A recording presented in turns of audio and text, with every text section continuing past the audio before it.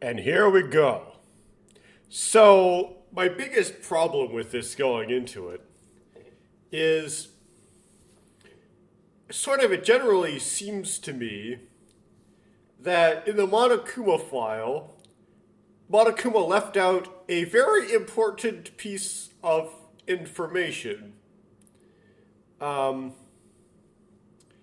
That is, on the time of death, whether or not it's AM or PM. The problem is, I goofed. So, I've had access a couple times, sometimes by accident, to a untranslated version of the Monokuma file.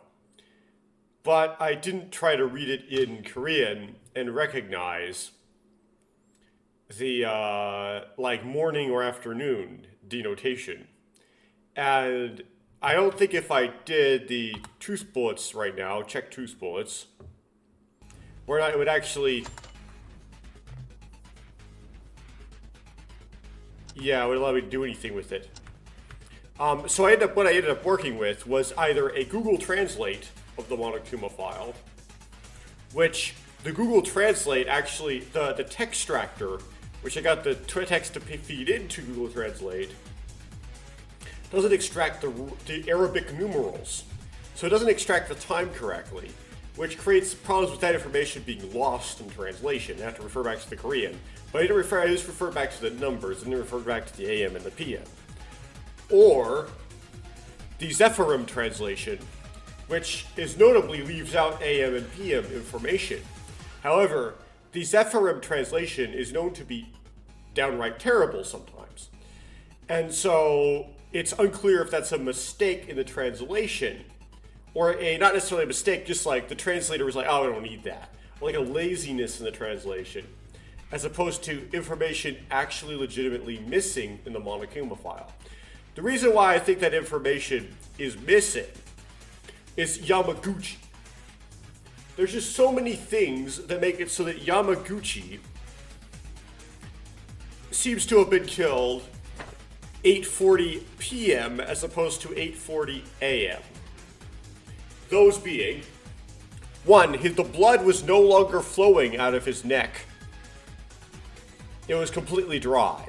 There isn't any other way to explain that phenomenon besides that he was killed a long time ago. And not immediately before they found the body and started the investigation. Secondly, we would presume that Yamaguchi was killed using the ceramic spear thing in the art room. Well, when you go into the art room, before Yamaguchi dies, at around 8:25, before that actually, I guess it was like 8:20 or so, maybe 8:18, whatever, to get Mekaru out of the locker, I noticed that at that point, the positions of the ceramic spears was already switched. Now that's kind of a thing where, like when you play through it twice, like the game is designed in such a way that the author really only accounts for you playing through everything once. So me going back and playing the Deadly Life 2 times over is cheating, really. It's getting me more familiar with the plot than the author intended, right? So it is objectively cheating that I know that, but I'm doing it because of the language barrier, and that's just it. So I don't feel really guilty about it. But if there was no language barrier, or there wasn't a way to deal with the language barrier a little bit better by playing through something 2 times over, then it would be very much cheating, and I should feel guilty about it. That suggests that the weapon was not used at 8:40, it was used before then, right? And carrying around a big, heavy, ceramic spear during when everyone was running around, fighting the bodies, going down, chopping Yamaguchi's neck, getting it back up to the art room is absurd. It's an absurd notion. So, Yamaguchi seems like absolutely could not have been killed at 8:40 a.m. That just doesn't work. So he must have been killed at 8:40 p.m. I just thought one little detail, afternoon or evening, was left off for the Monokuma file. I don't know for certain if that was left off the Monokuma file because of negligence on my part and language barriers, but it seems like it just has to have been in order for this to even work. We would think that the whole Inori thing was set up long beforehand because, well, first of all, that'd be set up somewhat beforehand, as there was a timer set on that phone, right? But it could be set over a significantly long time. And because it doesn't have to be a small amount of time, right? It could be a very long time. And I presume it actually was a very long time because I presume that the culprit was wearing Inori's lab coat when the culprit sliced the neck of Yamaguchi. Because how it was covered in blood, and that's how the culprit would not get a bunch of blood on them. Because always has to be a way for the culprit to not get blood on them when they puncture into somebody and blood spurts out. So they would have already done something with Inori by that point. So Inori had been tied up in the science lab for a long time, and Yamaguchi would have been dead in the library for a long time, all night. Now, another reason why you'd think that maybe Inori, that's been set up for a long time, is because Akane said that when she went to return the scissors to the science lab, the science lab door was already blocked. So that's one thing. I don't really trust Akane that much, but I still think that would probably be used in the trial. They tend to throw out accounts. That's not what Linju tends to do. So now there is a locked room mystery with Inori. How did they get the dowel and the tracks from the outside? But I don't think it's really important to solve because oftentimes that doesn't lead to who the culprit is very easily. You can solve a bunch of mechanism problems, but there can only be really one little small aspect of the mechanism that really pertains to who the culprit is, right? I don't think there's anything that only one of these people could do to make the locker room mystery that other people would not have been able to. A good example of that is the chapter 4 of Danganronpa 2, Goodbye Despair, right? They just spent all this time trying to figure out the secret of the funhouse. It turns out that really the secret of the funhouse didn't really point to the culprit very well. Pretty much anybody could do it, except one exception, and that was somebody needed to have a way to put the robot guy, whatever his name is, the super high school level team manager, into sleep mode. And only the culprit had a way of doing that. But you would tend to think that they put him in sleep mode anyway, regardless, as part of this process, regardless of what the secret of the funhouse was. And what they got on the trail of the actual culprit in that case, which I'm already spoiling things anyway. I presume you've played Danganronpa 2 if you're watching me play this. You probably watched somebody watch Danganronpa 2. It was Gundam Tanaka.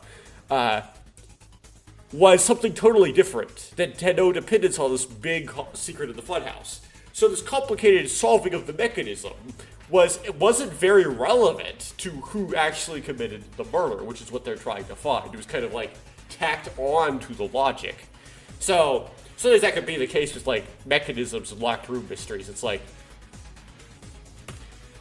doesn't really matter how they did it when it comes to who did it, right?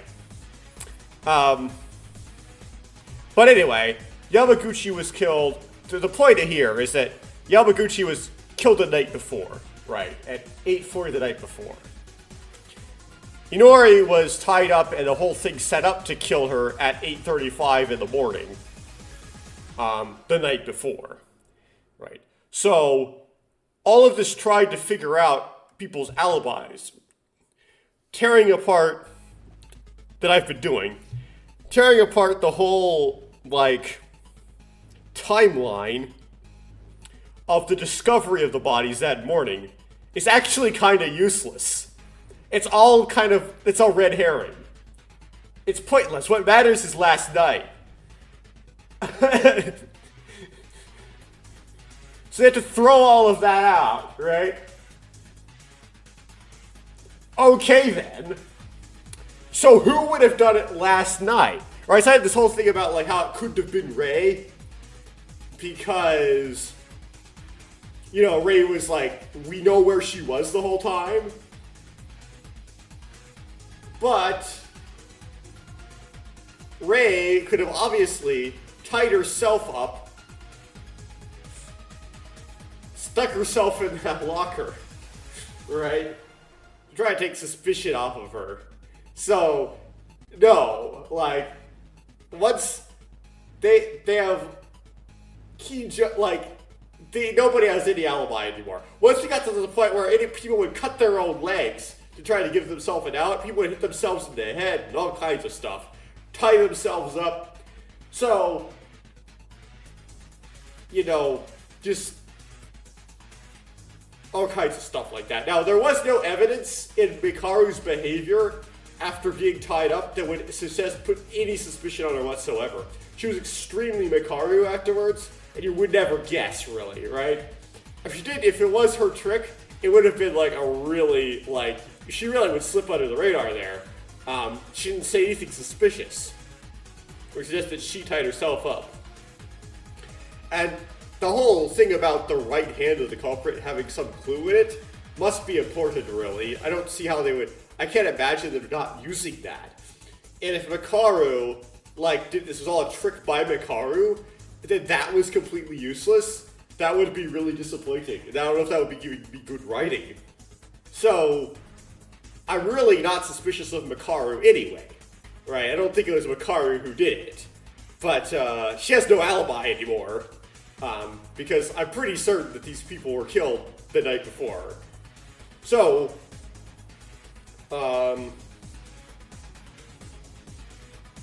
yeah, now,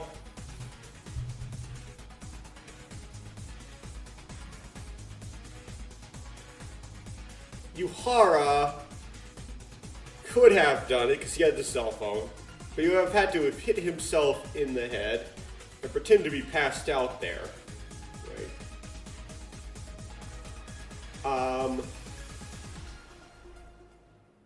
Kinjo would have had to have just kind of lain in the, I don't know if Kinjo might have had, so Kinjo had been laying there since last night, right? According to him, there gets to be a point where if they're the culprit, their testimony is useless kind of issues. So Kinjo is the one who actually did it, then his testimony is useless. But his testimony is useful for demonstrating that Yamaguchi was killed last night. I don't know if we should necessarily throw it out, right? So because his testimony is useful, it's hard to imagine him being the culprit. Right, it makes Kinjo be very unsuspicious. So Rei is very, like, not suspicious, right? Kinjo is also not suspicious. Okay, so that's the inner circle. The inner circle, Rei and Kinjo are not suspicious, really. I wouldn't pick those two. So, let's go to the periphery of the inner circle. So that would be Akane and Mikako.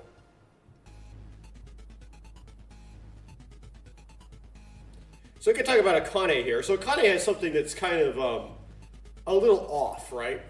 One is the whole blowback thing. If you ever come back and then then right after she comes back, you kill her off. But there's something about the culprit's right hand, right? Well, we don't really know anything about anybody's hands at this point that would tell anything that's of any significance besides Akane's. She tried to slit her wrists, right? But it wasn't severe enough to cause her to bleed out. She didn't actually take any medical attention. But that's something about her hand, so to speak, that you could see. And it's something that Makaru didn't know. Like, Makaru would know who did it from it, because she doesn't know that Akane slit her wrists. Also, the culprit was probably wearing a lab coat over them, and probably buttoned all the way up, and was probably wearing a mask. We haven't found the mask, though. The mask may look it's going to look extremely Trigger Happy Havoc-like. We're going to see that costume-like setup. Because Ray can't identify the culprit, doesn't seem to be able to identify the culprit from the culprit tying her up, but there is an identifiable marker on the culprit's hand. Both hands in Akane's case, but she probably only saw the culprit's right hand. That's the thing that points to Akane somewhat. Now, Akane did have that testimony that she tried to return the scissors to the science lab, and the science lab was locked already, right? It would be odd if she would give a useful testimony if she was the culprit. But then again, Linchu's written the culprits cutting their own leg and stuff like that. So, you know, the culprit, if you rewatch that beginning of the class trial, Atana was really not suspicious at the beginning of that class trial. So, the culprits are sneaky in this game. They might give seemingly useful testimony, but just to throw, but it doesn't necessarily, I think they could, it gives them more benefit to be noted as somebody who gave useful testimony than to not have that testimony be given, right? Because she might think, well, they're probably going to figure out that the timer was set really early for, Inori's demise anyway, regardless of, so I just might as well tell them, right? And they make me look less suspicious. So that's a little thing about Akane. Mikako is this crazy mixed bag. So the thing with Mikako that most stands out is that she is super integrated into the overall mystery of the game. Like, she actually seems to know something about who the mastermind is. She knows who Kizaragi Hanzo is not saying anything.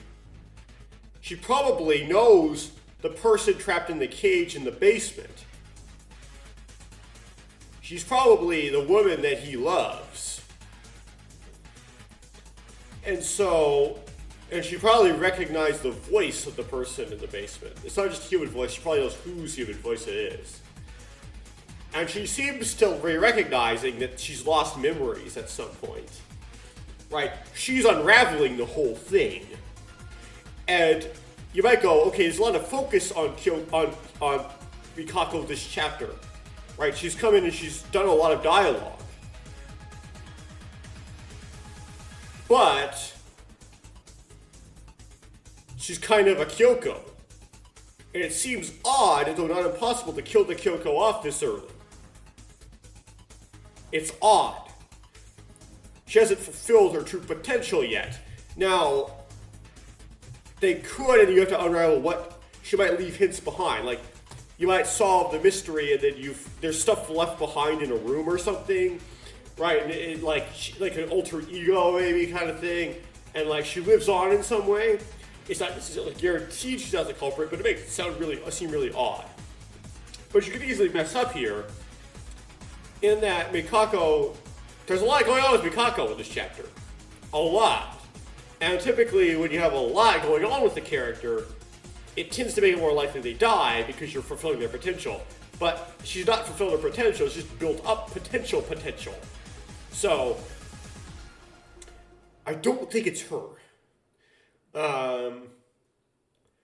There is stuff to note about her. One is her motive video was really significant, but it's likely a video of the person in the cage being shown trapped in the cage. That's what I'm guessing. I don't know if she would necessarily commit murder, unless, and then I just remembered as I was talking, Monokuma did say that he would give to whoever committed the murder what they saw on the screen, right? If he said that he would free that person, well, if they escaped, that is, then maybe it was significant. So maybe there's a significant motive there with Mikako. Maybe. Maybe. There is good. Huh.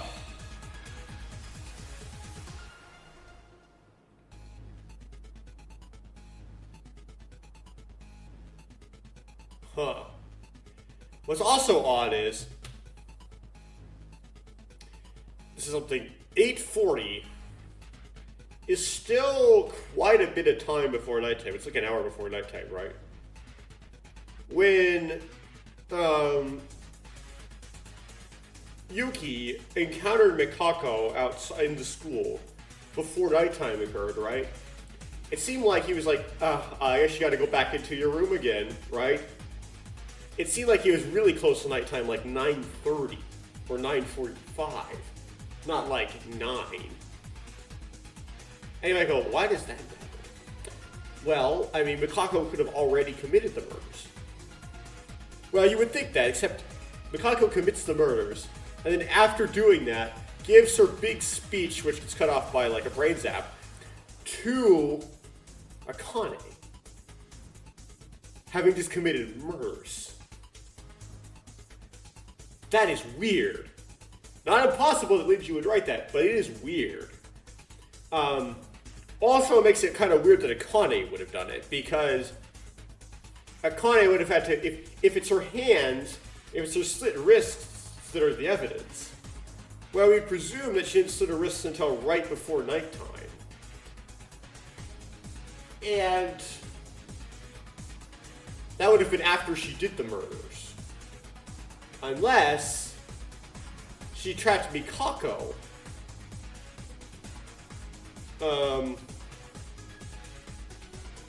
afterwards. Okay, now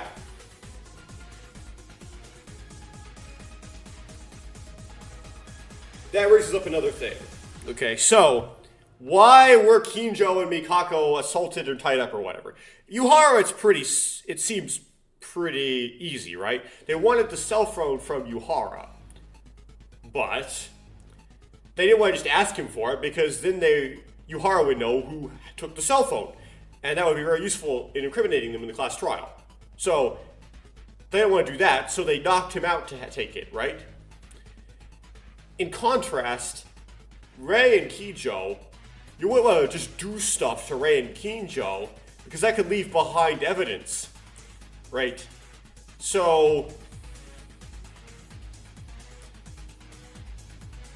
I would think the Kinjo case is just, seems like Kinjo just walked in on the crime, right? He saw it before the person who committed the crime wanted it to be seen. And maybe if he just turned around the wrong way, he would see the culprit in the library, because the culprit was still there, right? And the culprit didn't have a place to hide, so they just went for him.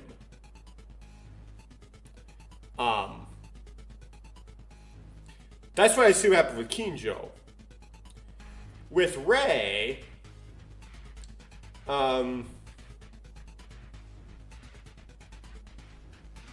maybe Rei walked in on the whole, like, Inori thing.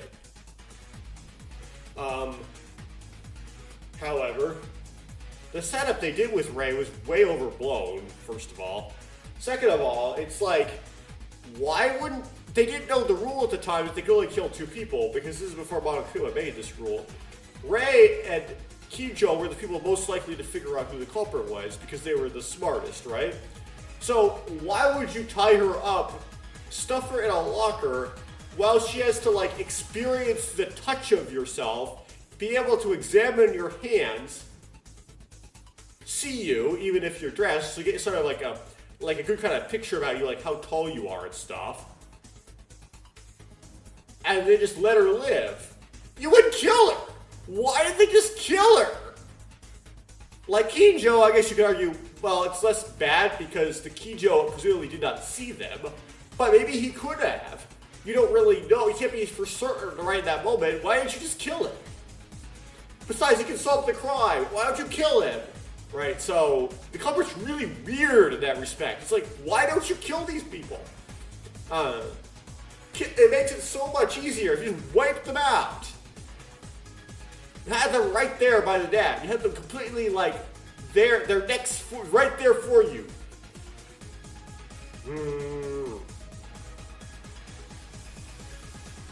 Now, how did the culprit kill Yamaguchi? Well, we don't know how they knocked him out. That's the funny thing. That's the weird thing. Maybe they didn't. Maybe they just went at him straight. But we presume they sliced his neck with the ceramic thing. And when they did that, they put plastic over it. But it was somehow still sharp enough to do that with the plastic over it, which is weird. And the plastic had this little pinhole in it. And that allowed us, and which had no purpose other than to allow us to investigate to identify the ceramic thing as the murder weapon for Yamaguchi. Also, Inori was still alive. Like, that's the but they could have set up the they could have killed Yamaguchi and then just did the whole setup with Inori afterwards. That's the thing. Like, no, they couldn't because they would have been wearing Inori's lab coat. Okay. Yeah. Okay. Okay. Here we go. Mikako didn't do it. Because she didn't do it before she gave the speech. Why? Because Inori was still alive to hear the speech. They would have taken Inori's lab coat before they killed Yamaguchi because it was covered in Yamaguchi's blood. So they would have killed Yamaguchi. So they would have done the whole Inori setup before killing Yamaguchi. So they would have killed Yamaguchi before that whole scene, right? So that scene happened before all this went down. So my whole preconception of that was happening right before nighttime is wrong. I guess Yuki was just saying, oh, you just got to go back to your room already now, to Mikako when it was already like 8:50.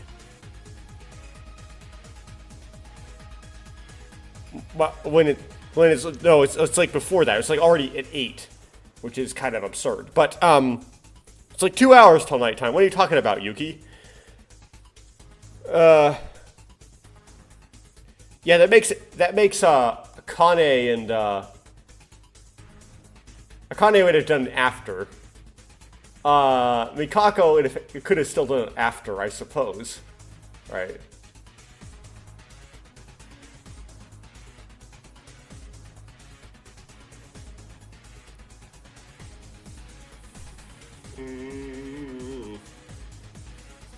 I once really suspected Inori, and the reason why I did was because he had that little moment, right? But going back and playing it again, that wasn't really so much as a Inori moment, Otori moment, as it was like a Yamaguchi moment. The reason why I tend to suspect him is I expect the person who kills here to be a man, right? It's not to be a dude, because of the out of gender balance situation we are in right now.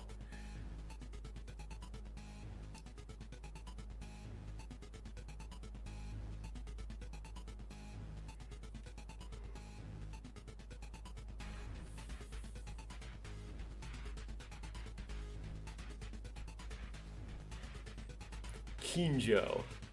Ray was like, what would be a cool twist if the Psycho Cop did it? Ray, how seriously should we take Ray? Ray's trolling. The sort of relationship tension between Ray and Kinjo.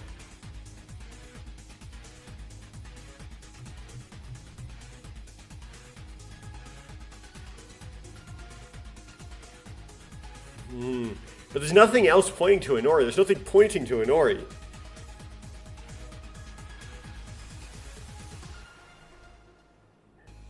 The only character that has any sort of physical thing directly pointing to them is Akane, and that's the right hand. Their whole right hand thing. Nobody else has anything like pointing to them. That's the thing. It's all ambiguous otherwise.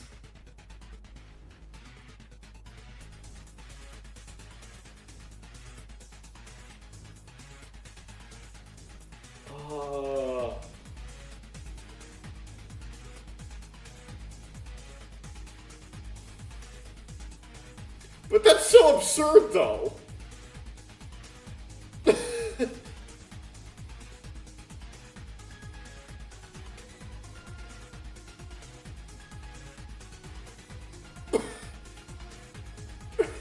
It's so absurd. I don't want to guess that. It's so absurd. Okay, I'm already like 30 minutes in. I'll just check the truth bullets first before I make an official guess. That's so absurd. Okay, Monokuma File 3-1. So, Yamaguchi's time of death was 8:40. I was suspecting it's 8:40 p.m. Found in the library, sharply cut from the back of the neck from the back neck to the uvula. The weapon is presumed to be something sharp, but wrapped in plastic? And there's no other visible trauma. In Nori, estimated time of death is approximately 8:30. I believe it's a.m. The body was found in the science lab. Death was electrocution. The internal organs of the body, as well as the skin, have been burned to the wet body for a long time. Yamaguchi. Okay, we looked at Yamaguchi's body. As written in the Monokuma file, his neck was cut deep enough to be almost amputated. However, no more blood came out of the wound, indicating it was PM. It was not long after his death. Even so, why did he already have so much bleed? Did he already have so little bleeding? And that's probably because he didn't just die. Blood bed stayed. A large amount of blood was poured from the body of Yamaguchi in the library to the corridor in front of the door. Yamaguchi appears to have shed, but can he shed so much blood in that short time? Death to recovery? In addition to that, there was a pit of blood under the body. This means that the blood didn't flow after Yamaguchi fell in the library, but rather his bleeding started, and then he fell down. What happened here? And this suggests that they made a fake blood stain using all of the blood transfusion packets in the nurse's office. But the thing is, why? Why would you need to make it so that there was, like, more blood?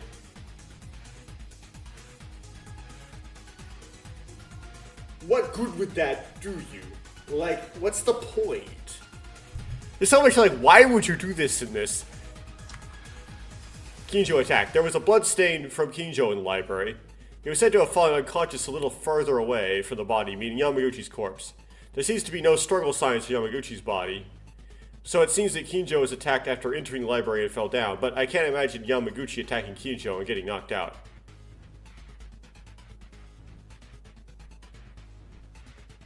That's a mistake. I can't imagine Kinjo getting attacked and knocked out. Taira's testimony. Are they suggesting Yamaguchi did not attack Kinjo? Otherwise, Kinjo would lie about that, would he? There's no reason for him to.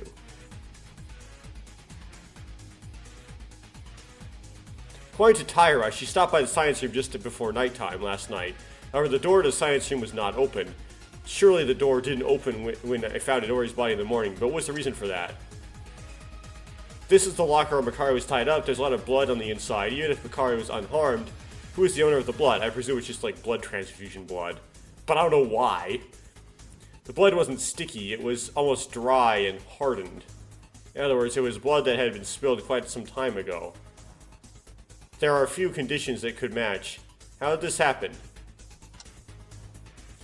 The plaster weapon created in the art room, besides its looks, is quite sharp, and you can cut if used wrongly. However, the location of the plaster weapon was a little strange, so while looking at it, I noticed the blood splattered in a small dot circle on the blade. I don't know why the blood splattered in there, but the presence of the blood may indicate that the tool was used as a murder weapon. Right, I believe it is. This is the white coat that Inori was wearing. Inori's body in the science room was not wearing a white coat, but only the white coat was in the art room. It was soaked in blood. But what did the killer use this white coat for? And who is the owner of the blood on the white coat? Well, I presume it's Yamaguchi's blood. Right? Yeah, it came out of a bag in the trash bin from the art room, but there was a lot of blood on it, and it was a very small back hole, small hole in the middle. If you look at the blood on it, it's very likely this object was in connection to the case. Used for that, and well, apparently it went around the ceramic thing when they used it to cut Yamaguchi. And it's somehow still cut. The state of Inori's body, who died at the science lab, the whole body was tied with 4 folds of 5 layers of public box tape. And both hands were tied with ropes and fixed to the table. If I was tied up this much, I wouldn't have been able to bear it. However, what was the reason for Inori to be tied up so thoroughly? Well, they're going to have her tied up a long time, right? They're going to either electrocute or drown her. There's like a backup plan that she would get drowned, right? Maybe if you electrocute her, her body goes crazy. She gets like crazy strength. Maybe she could survive after like a little bit or something. I don't know. That's interesting. Why would that tie her up so like thoroughly? They act like that's important.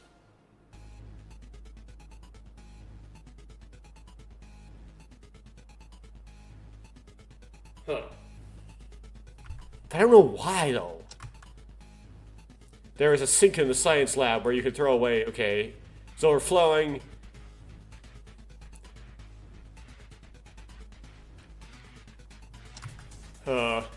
Woken mobile phone, this was used to time the electrocution, I believe. Not stun guns used to perform the electrocution.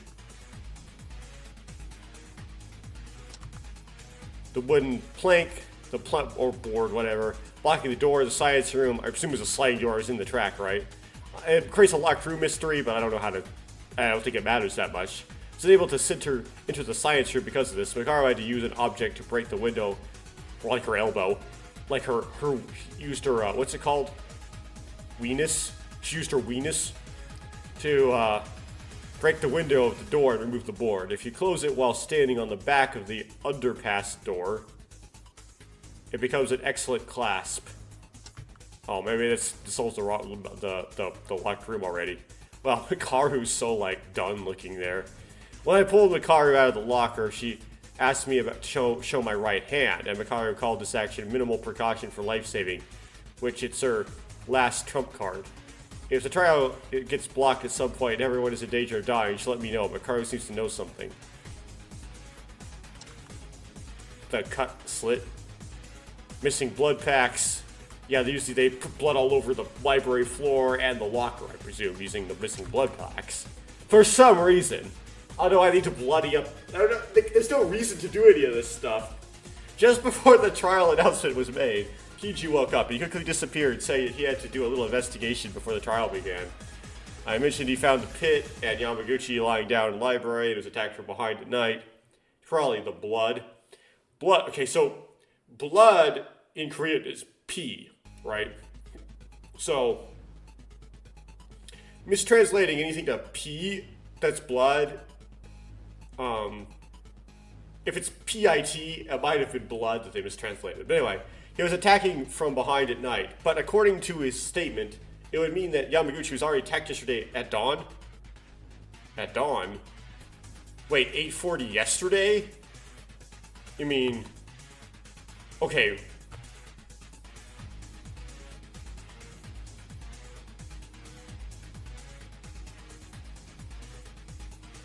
Huh. It doesn't really help me.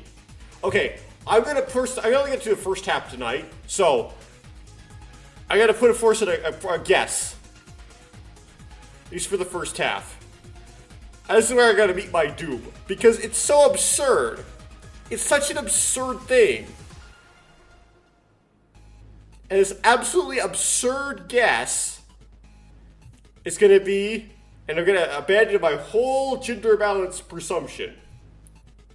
We're just gonna kill off the girls here. This is so crazy.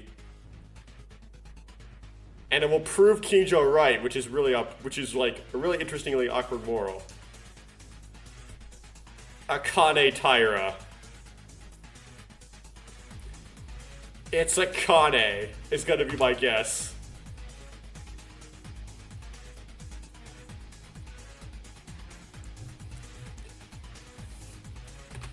Pooey. Okay, let's start.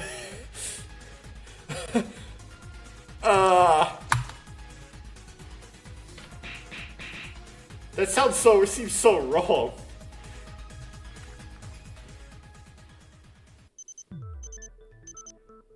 Now then, let's begin with a brief explanation of the class trial. The outcome of the class trial is decided by your votes. If you point out the blackened, only they will be executed. But in the case you point out the wrong one, everyone will get punished, and the one who deceived everyone else will graduate from this academy. Also, this translation is brought to you by Zephy, so please have a heartfelt like to the channel on YouTube and have fun. Well, I never actually went to his YouTube channel. I guess you could, like, obey that, but Zephy, your translation, it's better than nothing. I'd much rather have it than not have it.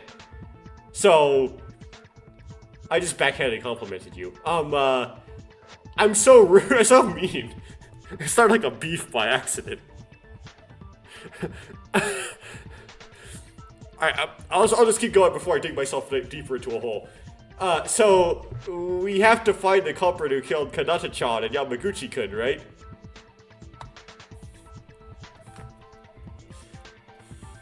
That's right! Now then, you may start your discussion. You know, this is a little bit awkward, but can Kijo lead again?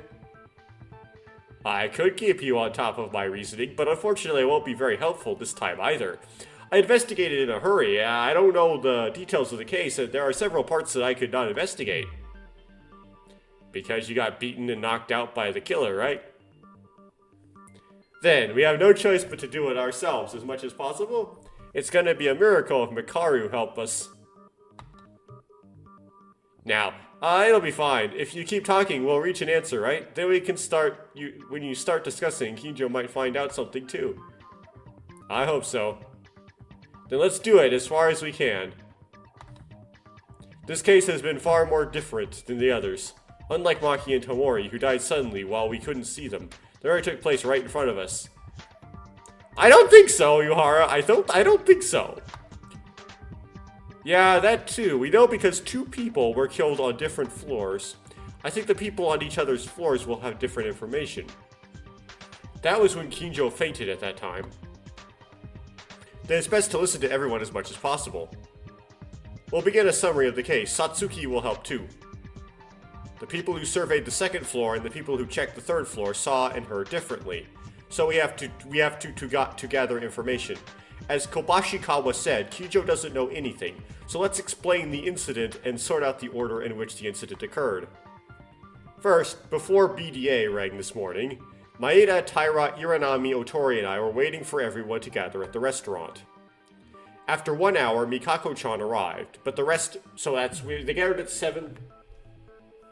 Mikako arrived at 8, right?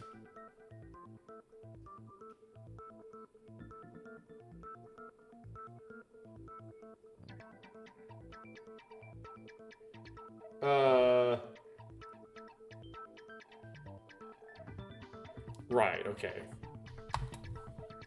Yamaguchi-kun. I forgot to finish reading the line. Unfortunately, there's no backlog. Then, on the 2nd floor, we found Yuhara fainted. Unfortunately, he was able to come to his senses, but right after that, on the 3rd floor, there was a strange sound that went wild. We decided to act in 2 groups. The 2nd floor investigation group is the 3rd one. Kurukawa, Yuhara, and me on the 3rd floor. As for the 2nd floor, it was Taira, Kobashikawa, Otori, and Iranami who took over it. Alright, so you're saying the viewpoint diverges from there, is that right? In my case, I heard the rough story from the others in charge of the 2nd floor investigation, but there are probably many others who don't know about it yet. Shall Maeda, Kurukawa, and me talk about the 3rd floor first? We meet up on the 3rd floor, and then each of us decide to check a room. Maeda went to the art room, the epicenter of the strange sounds. I checked the science lab, and Kurukawa decided to check the rest of the rooms. The empty classrooms and casino. There was nothing wrong. Like Yuhara said, I headed to the art room, where I was able to confirm the identity of the strange noise. The sound that was coming from inside the locker. What I found was, okay, so first we start with a multiple choice. The correct answer is the third choice, which is Makaru tied up.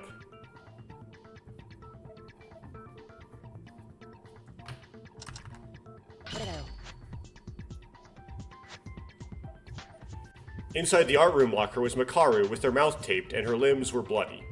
And she was kicking the locker door to try to open it. That was what the roaring sound was. Makaru was trapped? And bloody too? Wait, she wasn't in a position to talk to the others either? This incompetent child, I won't let this go so easily. Why me? I was just trying to organize the case. Maeda went to the art room and came along with Makaru, and I wondered how he found her. She must have been trapped. Well, at that time, the situation was so urgent that there were some things that could not be explained properly. But why was Makaru found like that? Why, you ask? I was taken off guard by the killer. You also say that you were off guard? Don't worry, unlike the cop over there, I didn't give a damn. What do you mean? Don't mind, to continue the discussion, I'll tell you after I watch you guys shovel some more. You really are a piece of. Isn't there even cooperativeness in here anymore? Ignore me, Karu, and keep talking. Even if you don't know, I have no reason based on what I heard just now. Yeah, I'll continue. After taking Makaru out, we came out... Different interpretation of that phrase. We came out through the corridor, but then Kurukawa and Yuhara called out, mentioning that the science lab door was not opening. As I said earlier, I went to investigate the science lab, but the door was tightly closed and couldn't be opened.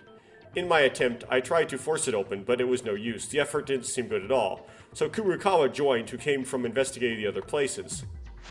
Yes, there was even a scream coming out of the science lab. The four of us who were on the third floor all focused on opening the door, and finally, we succeeded in opening the door to it.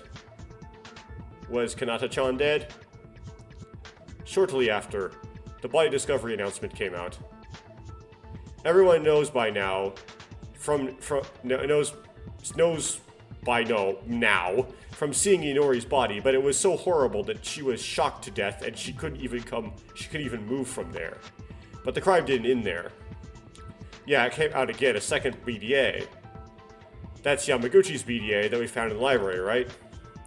In order to see what was transpired, you went to the second floor and joined you guys. We went to the second floor and joined you guys, and we also checked Yamaguchi's body. That's all from our report on the third floor investigation team. As for us, we checked the second floor, are no different. Each of the four were put in to investigate a classroom, and I, who went to the library. I found Yamaguchi-kun and Kijo-kun, and then the rest of the guys disappeared. The guys discovered the corpse one after another, and then the BDA rang. So roughly, that's how the case played out?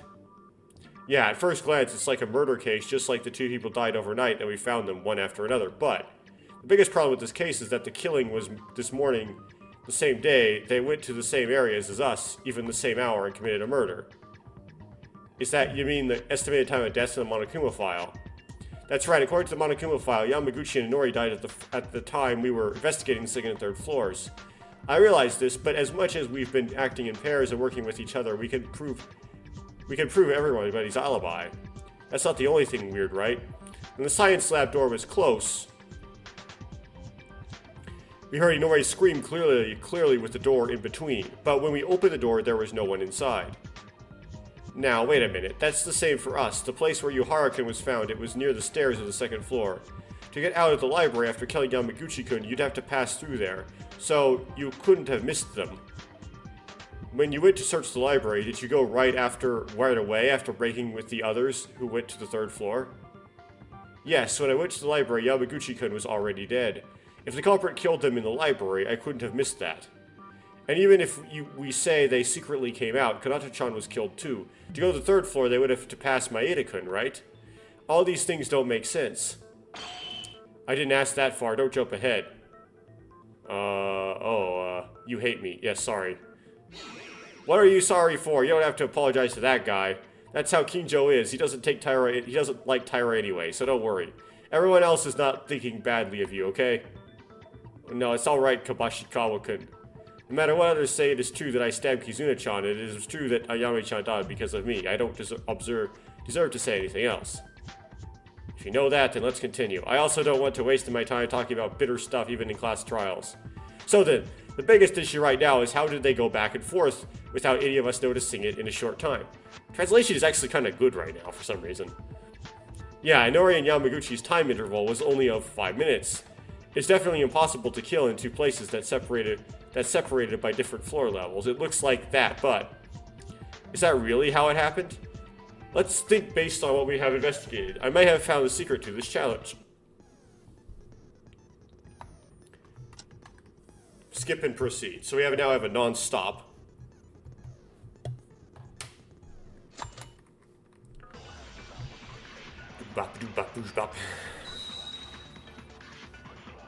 Okay, what do we have here? Stun gun, science lab, wooden board. Huh. So these are all Inori stuff. Avoiding all of our eyes, is it possible to kill two people? Okay. Not necessarily. Okay, Kinjo's gonna come up with this explanation. Namaguchi was killed after. Do you know what it was that killed Inori? Electrocution by a stun gun, right? Sort of. I mean, it's true enough, right? Stun gun, does that make the electric shock against a body? It's too close to the body. Oh, science lab flood. Did I accidentally use wooden board? I think I used wooden board by accident. Okay, oops. Wrong truth bullet. Okay. Science lab flood. Let's try again.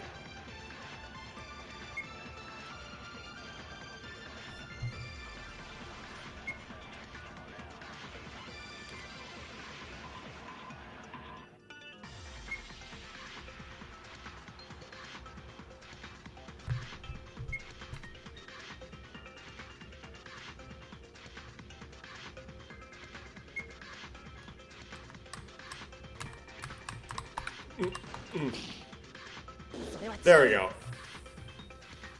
2, 3, 4, 5, 6. So, sixth one, which is the second to last. And you use science lab flood.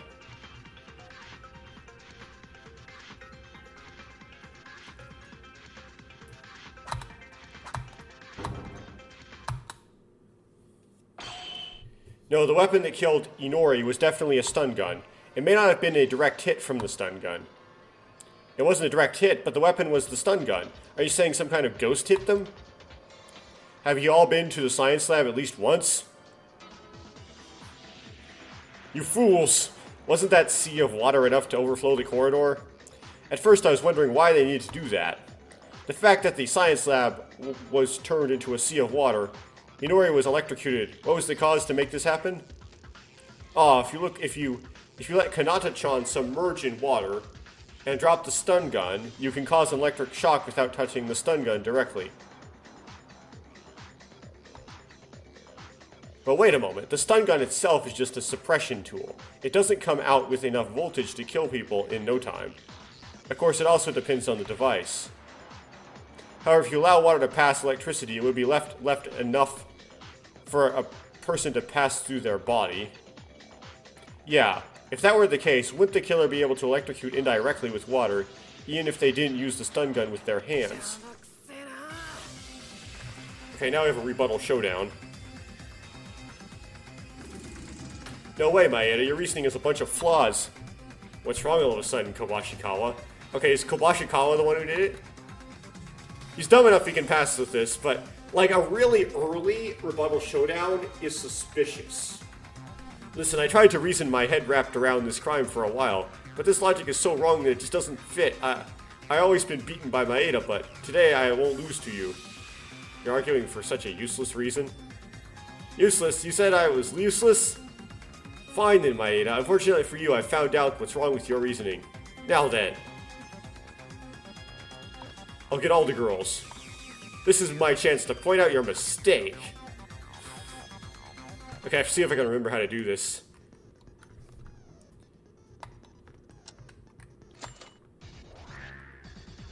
Oh, I forgot to equip skills. Can't even do that? Whatever. Broken mobile phone, bloody white coat, Inori's body. Okay. You can electrocute without touching the body directly. But in order to get into the water, someone would have to be in the science lab. Broken mobile phone. After all, it doesn't change the fact... Oh, I messed up. I progressed anyway. I'm really bad at this. Okay. No, not necessarily. If you only drown the stun gun, you can operate it remotely.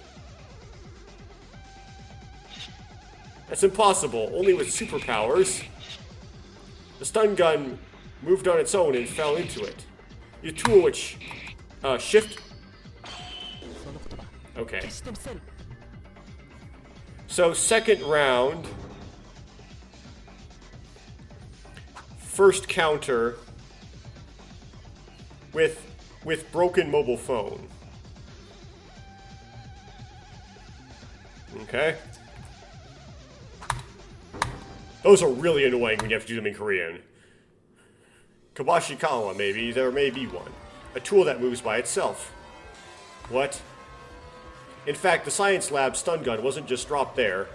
Next to it is a mobile phone, was connected with a strap. The cell phone, you mean the one that Yuhara discovered? Yeah, that's right, Maki's mobile phone. It was the one that disappeared when you said it was there? Also, you said it was self-moving tool. Why does the cell phone matter? Actually, it matters because it has a vibration function that was used. Kinjo is right. Oh, that's interesting. That phone had alarm settings just before we heard Inori scream. Ah, that's right. I understand this now. So you connected the strap to the phone. Why is the alarm function related to moving? Am I the only one who doesn't understand? Because of vibration. Oh, Yuhara, a vibration alarm function. You don't know what that is? Oh, right, Yuhara lived in the mountains, so you wouldn't know the achievements of society, right? Let the civilized people tell you then. I did not live in the mountains. Yuhara, what I wanted to explain was that they drowned the stun gun using the phone's alarm function. The phone and the stun gun were connected by a strap. Probably the killer set the alarm at the time when the stun gun was about to be drowned and placed the phone in a corner, as it were about to fall on the edge of the desk. When this happens, the alarm goes off at the preset time and the vibration function occurs. The cell phone moves little by little. Due to the vibration, it eventually falls from the desk to the floor. I see, I understand now. So the stun gun that was connected to the cell phone fell along with it? What do you think, Kobashikawa? With this, it is possible to electrocute Inori remotely without anyone in the science lab, right? Yes, I lost. I didn't want to lose this time, but I lost to Maeda again. If people like Kinjo don't know, Maeda will be able to win. Is it a problem to win and lose now? Take it seriously, this is a class trial. He's taking his poker stuff in. I know that, but who would know about this? I only argued once because I thought my reasoning was better than Maeda's. It's fine, don't fight. Now, we have to focus on revealing the culprit's crimes first.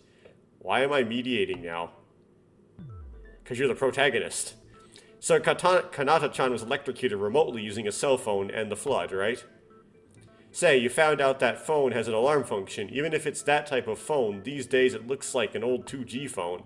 My question would be, is it waterproof? Waterproof? The fact that the stun gun fell into the water means that the cell phone that was connected to it also dropped.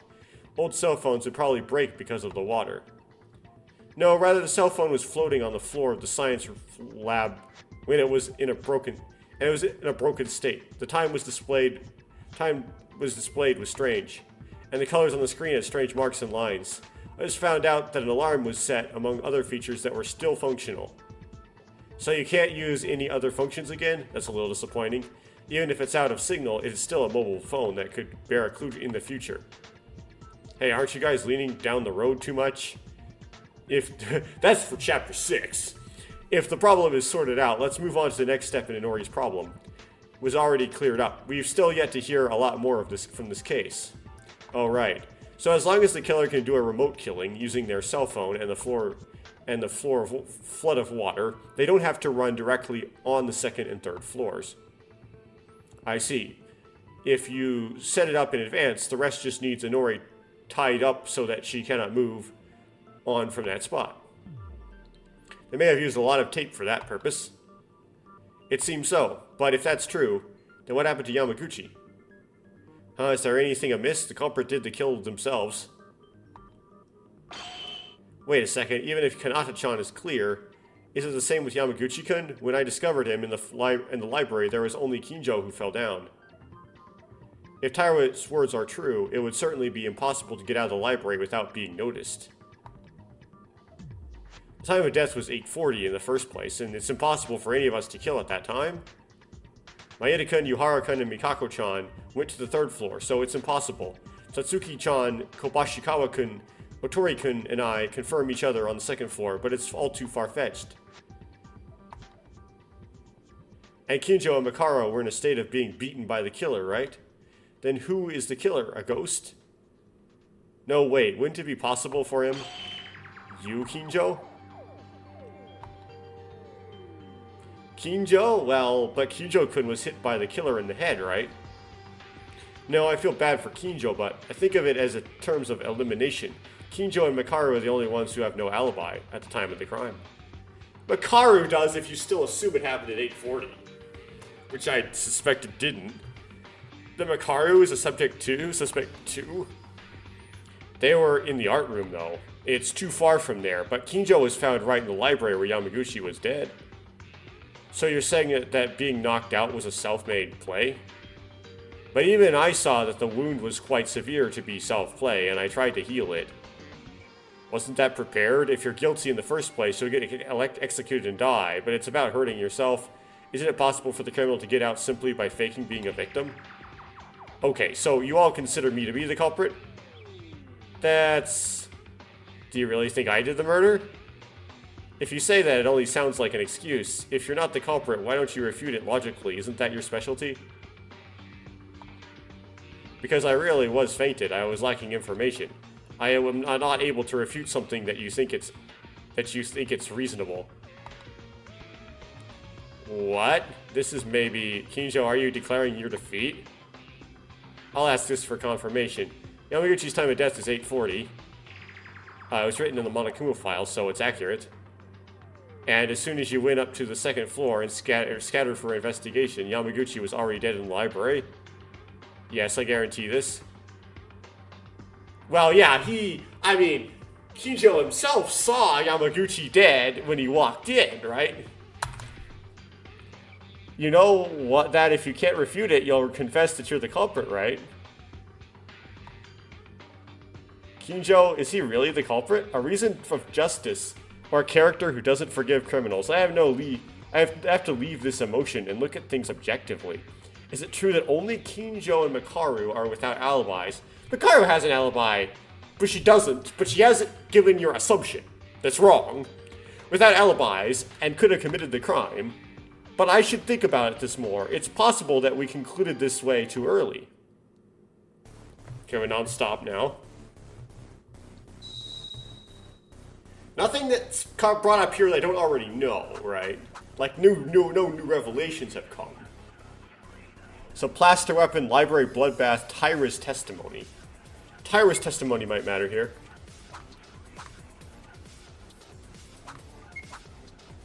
You're free to believe me or not, but I was knocked out by the killer.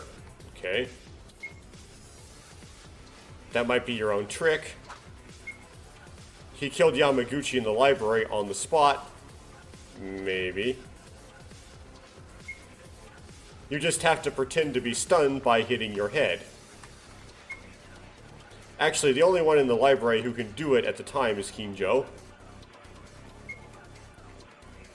But the wound was real. Question, yeah, we presume it was. The wound was self-inflicted, it's problem solved.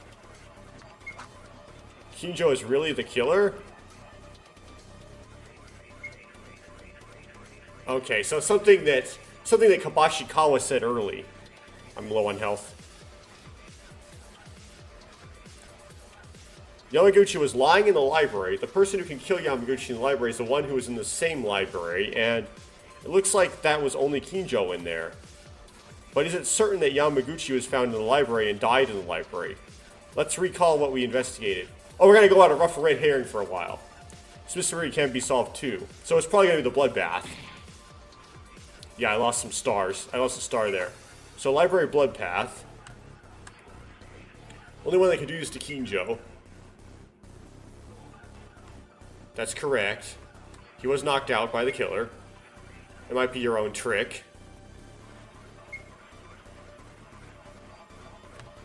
Okay, let's hit it. So fourth one. And I use, so it's on pilot, and I use library bloodbath.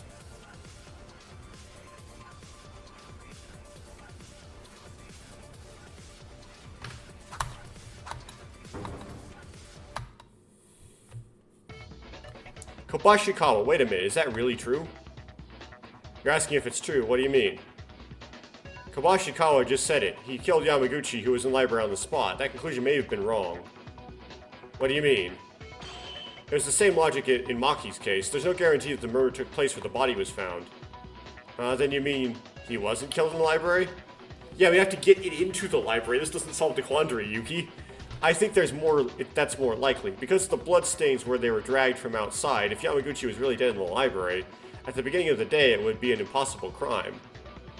Then where is it? Where did Yamaguchi die? I'm not really sure. Maybe it was the art room? No. The art room, that's too far away. The main stage of this case is likely to be the science lab and the library. In fact, it might not be an exaggeration to say that the art room is more important than these two. The reason why the art room is an important place and why Yamaguchi might have died in the art room other than the library, I don't think this is the case. I saw that tool, and though it is very little, that tool had blood on it. Okay, so then we have, I'm going to call it Select the Truth Bullet. Select the Truth Bullet. And what I select is the Plaster Weapon.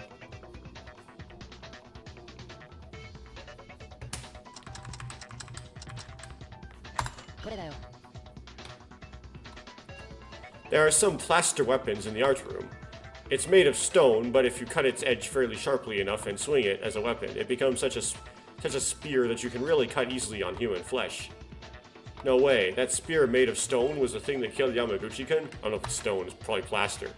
It probably is, because one of the plaster weapons had a blood spot. Wait a second, Yamaguchi died in the art room, but was he there? Isn't it a bit hard to say he died there?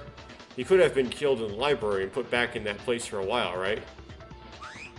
That's not possible. There was a plastic wrap with blood in the trash can from the art room. A plastic wrap? Kinjo found it too. You didn't have much time to investigate it. That's right, so I couldn't realize that the plaster weapon had blood on it. I just listened to Maeda's theory and found out it's a connection.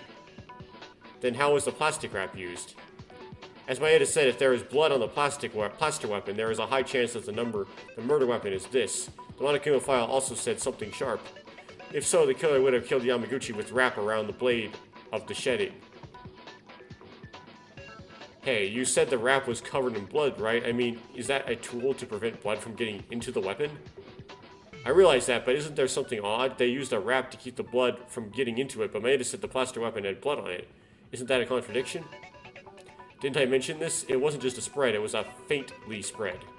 There was not an ordinary blood mark, it was an oval, round blood mark, the size of a nail. Oh, how can blood be like that? I see, I understand after listening to Maeda. It was a simple accident to get blood on the blaster weapon. An accident?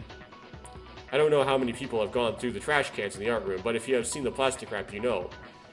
In the wrap, there was blood all over except in this one round hole. Oh, I see. If it were the original intention of the criminal to a spot of blood should not have been rubbed on the weapon. But somehow part of the wrap was torn. That's why the bloodstain remained. Then, as these two said, the culprit killed Yamaguchi in the art room with the weapon that was in the art room, and then the evidence was put in the trash bin. That's great. These are excellent detectives. Wait a minute, wait. I know that the wrap prevents blood from splattering, I get it. But what could have been done in the art room? By bringing the wrap to the library, then do the killing, and then dispose of the evidence in the art room. Of course you can see it that way, but it wasn't just a wrap that was in the art room's trash. Maeda, you found out the rap. You must have seen that thing too. How about you tell the others about that? That thing, you mean something that was thrown in the trash with the plastic wrap? That must be...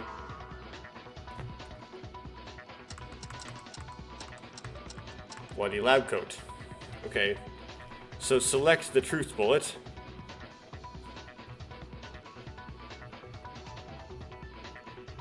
Bloody lab coat.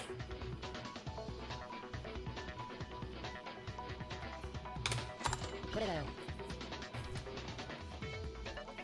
Inori, you mean Inori's white coat?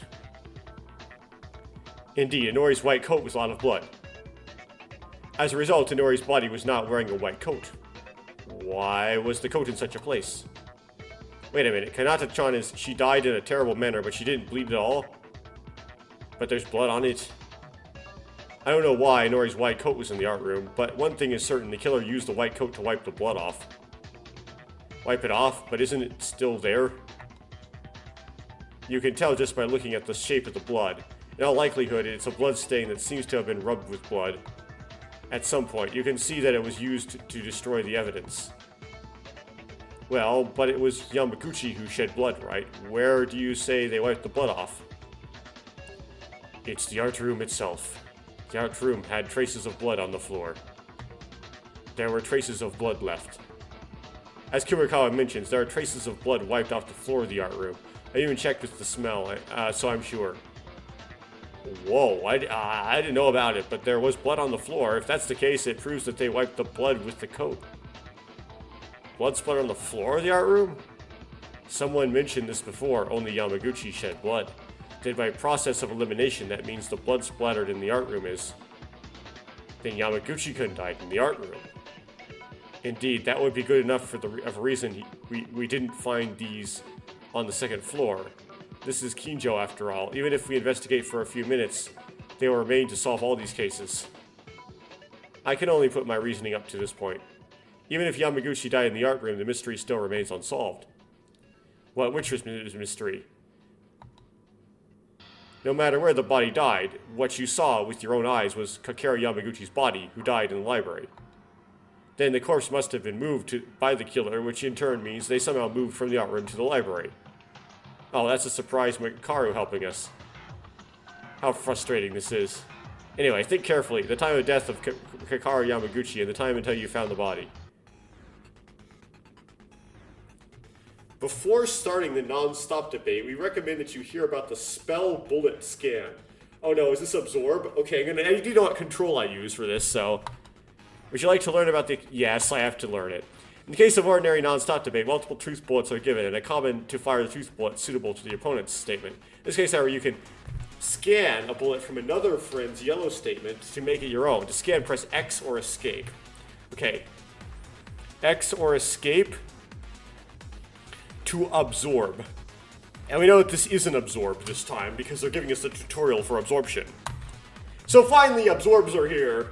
While pointing the yellow text, however, if there is no specific skill for this, a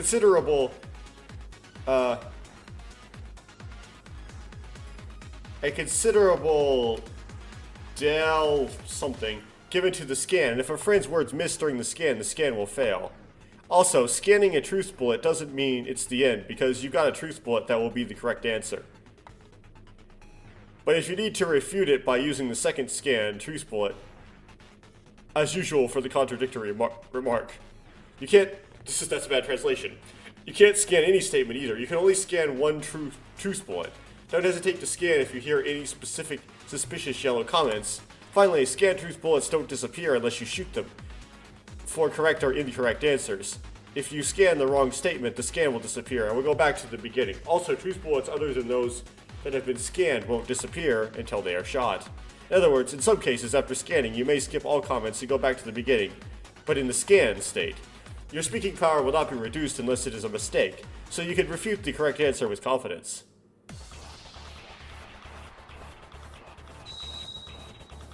Is this alternate music to tell me, cue me off that there's a scan? And that does, obviously. Okay, so I know this music is probably a scan. Which I would call it absorb. What is the mystery? Oh, this is so long. The place where Yamaguchi died is the art room. I'm pretty sure assume that's correct. He was in the art room around 8:40 at the time of death. At that time, we were already investigating the second floor. I was always in the hallway. There was no sign of anyone on the third floor. But how did Yamaguchi teleport to the library? That is the mystery. Reasoning is possible, but the contradictions don't stop. Wrong time of death? But I can't absorb it, though! There's no such chance, because all that is written in the Monokuma file is true. Absorb? I didn't get the absorb. If Kinjo doesn't know, we're drawing a blank here. Well, this is bonkers. Why do murders always happen all the time? Day or night?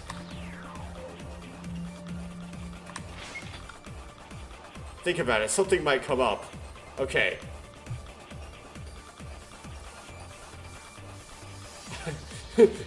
Got it. Okay, our discussion right now, something important seems to have been misunderstood. It is clear that the place where Yamaguchi died is the art room at 8:40, except everything won't fit back and forth. He did die in the art room, but there were bloodstains in other places and the body was moved to the library. It feels like everything was prepared in advance. The only thing that eliminates that possibility is the Monokuma file. The file is always correct about its information, and this is no exception. And there's no possibility that the Monokuma file is prepared in advance. If that's the case, it's not the Monokuma file that is wrong. It's us. We missed something very vital here. We missed for the information provided in the Monokuma file compared to the previous Monokuma files. Information was not added only for this file. If I think carefully about this, I will reach the answer.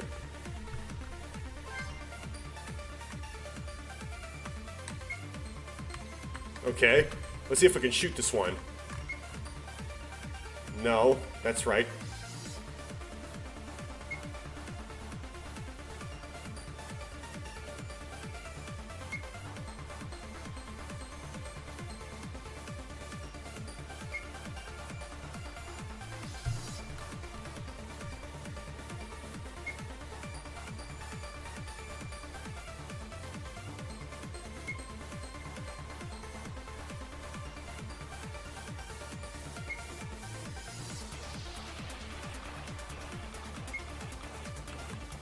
Is this it? Let's show you. Okay, so 1, 2, 3, 4, 5, 6, 7, 8. Okay, non-stop. The 8th one by Kinjo. Absorb day and night from Otori. Late, very late in non-stop.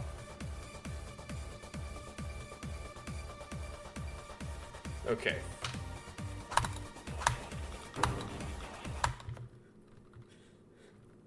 Day and night. Day and night. Guys, wait a second. There is something that bothers me. What's wrong, my Anakin? Does anyone have Yamaguchi, the Monokuma file? I brought it in the last time I checked. Why? You think of anything? Kinjo, read what was written in that Monokuma file without any mistake, please. Okay. Estimated time of death of the victim, Kakeru Yamaguchi, is about 8:40. Found in library, sharply cut from back neck to uvula. Weapon presumed to be something sharp, no other visible trauma. Something is weird, is it not? Something is weird, what is? What Rikaru said! In this Monokuma file, it says that the time of death is 8:40, but it does not say whether it is AM or PM. Well, at least I got this one. Threw up language barrier. Yeah, huh? E.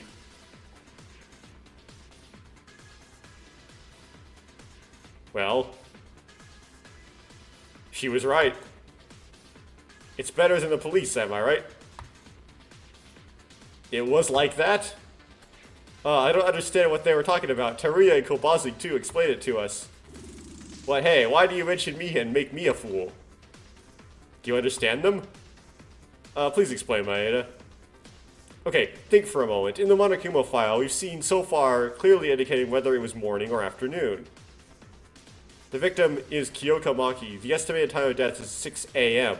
The body was found with her neck hanging in the woman's bathroom in the dorm area. The cause of death was a concussion to her occiput, remember? She had massive bleeding. Tomori Kizuna, estimated time of death is 9:30 p.m. The body was found in the switch room in the power room, second floor of the school. There was a long torn wound in her stomach and bleeding was massive. The cause of death is a cut, wound to the esophagus caused by a knife. Oh, it really is. AM or PM was not written in this Monokuma file. It was a blood spot. I'm sure that the Monokuma file is the only one. It's a blind spot that says the truth, but it's not being mistaken. Rather, it was us. It's not 8:40 a.m. The real time of the incident took place the night before. It was 8:40 p.m. And Yamaguchi-kun, you're saying that he was already dead since last night when we are walking around? Otori has been strangely quiet this entire trial. If it's Otori and not Akane, this is gonna be just... I'm gonna, like, eat so much crow. Wait a second, aren't we jumping too fast here? Just because it doesn't say whether it was morning or at night, it's not enough to conclude that he died the night before. Maybe Monokuma forgot and missed it in the first place. No, it's not a jump nor a leap. Rather, this case cannot be solved unless it's this way. At first I was fainted, so I thought I was lacking information, but considering the premise of 8:40 p.m., now the fact back and front have started to fit. Still, do you want to ask Monokuma then? Until now, the Monokuma files always recorded the time of death in the morning or afternoon, but is there any reason for omitting that point only in this occasion? Well, that's, no comment. If you ask me that, I will be the one in the trial. I said again and again, I decide not to meddle with the trial. This is a big no. The Monokuma file always gives only the right information, and based on it, helpful or reasoning. It is a kind of service system. But now, because of the Monokuma file, it's causing a confusion of misinformation. It becomes a useless debate. I think this is a problem, Monokuma. A problem? I can't help you now. It is not saying anything wrong. I just can't tell you. I'm pretty sure that it is. Monokuma files always and only tell the truth. But some may felt it though this incident was so far, right? According to the content of each case, the description of the contents is adjusted accordingly and properly orchestrated. It was orchestrated? In simpler terms, it's like this. For example, let's say that the killer wants to implement a whole body trick for that purpose. In that case, in the Monokuma file, it would be, it was drunk with XXX. Indeed, it is a delicate system that makes me sick. That's it. The Monokuma file is only a tool that helps in the investigation, not a tool that will tell you the truth. Because then you guys will pay the price.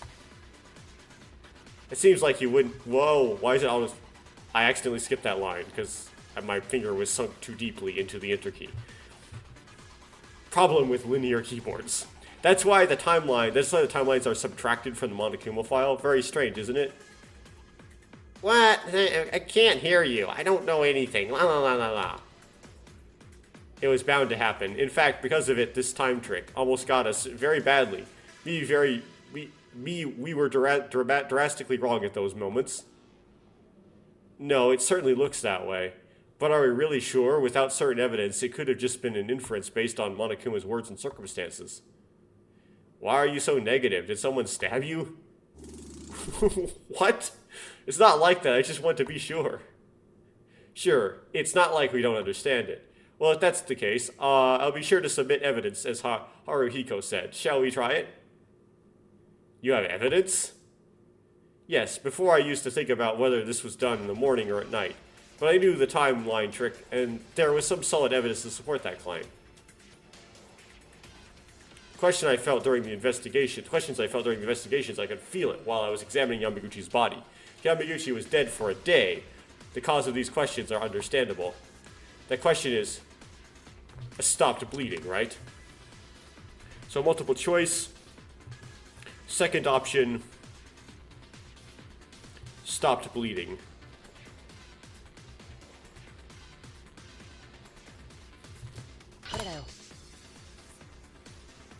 The proof was simple. Yamaguchi's wound was not bleeding.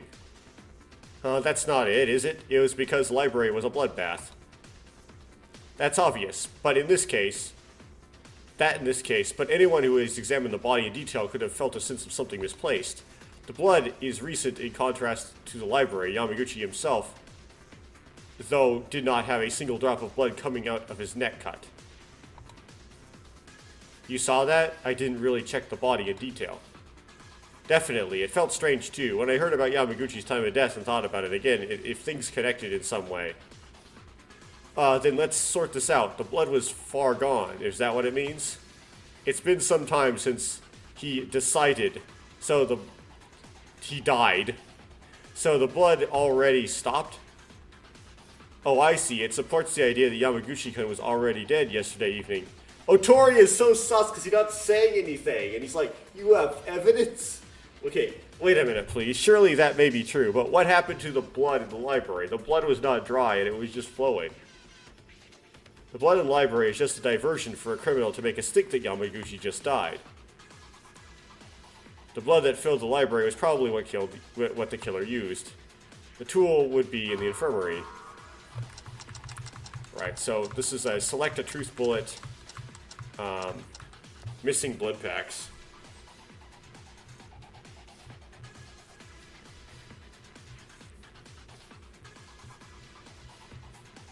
Missing blood packs.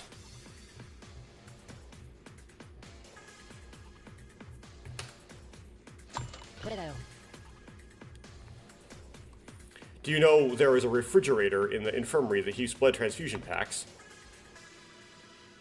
Oh, it's for storage of the transfusion packs. I think I brought one for the injured man to drink when he was thirsty. No, inside there are a lot of transfusion packs for each blood type. I found out during my investigation this morning that the blood transfusion packs inside were gone. I didn't know because I couldn't go to the infirmary, as Maeda said. The blood in the library. It was a pool of blood made by transfusion packs. It was a room of lies. It was like that. It was a little weird when you think about it. I think I saw too much blood. In the beginning, Yamaguchi must have been killed in the art room, but it's also strange that there was so much blood in the library. It can be said that they disguised him too much. From there, when it comes to the time of death, I have a guess, Maeda. Do you remember? When the trial was about to begin, we met in the hallway on the second floor, when I just woke up. Oh, are you talking about that time? Yeah, I definitely told Maeda about this. Right before being stunned by the killer, I saw Yamaguchi bleeding and fainted. What? Wait, obviously Kijo was attacked, but... Of course, it was at nighttime yesterday. Then Yamaguchi-kun was... Monokuma files, some bleeding, blood transfusion packs, and what Kijo mentioned. I can only say that if the evidence comes out one after another up to this point, then we can make sure of things properly. Alright then, now everyone knows for sure Kakeru Yamaguchi was not dead at 8:40 this morning, but 8:40 p.m. yesterday at night. So that's how it happened. Pretty good, Incompetent. I'll praise you on this one. I mean, you were locked up anyway. You didn't know that. Shut up. Don't pretend to be all smartass. But oh well, I'll admit it for a little bit. I know the killer, as I said before, but I am not sure about the trick.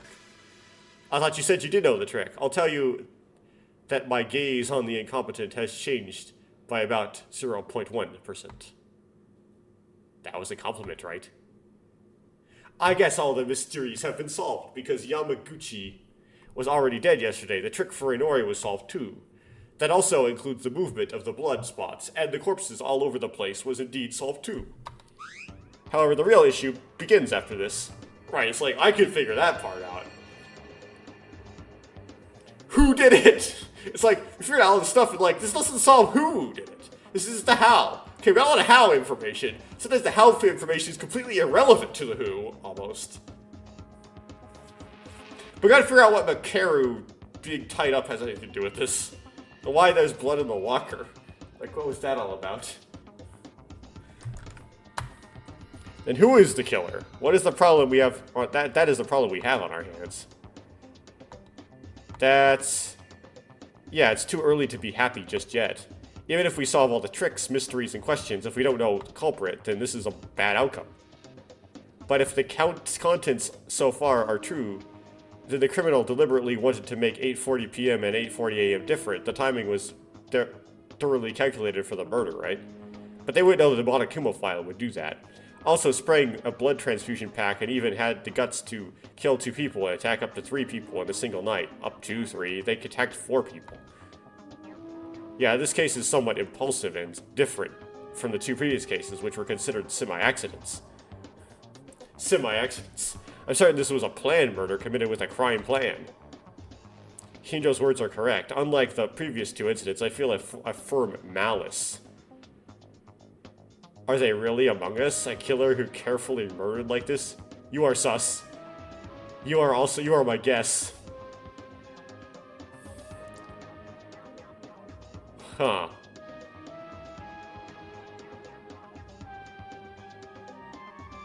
Well, you're malicious, but you're already dead.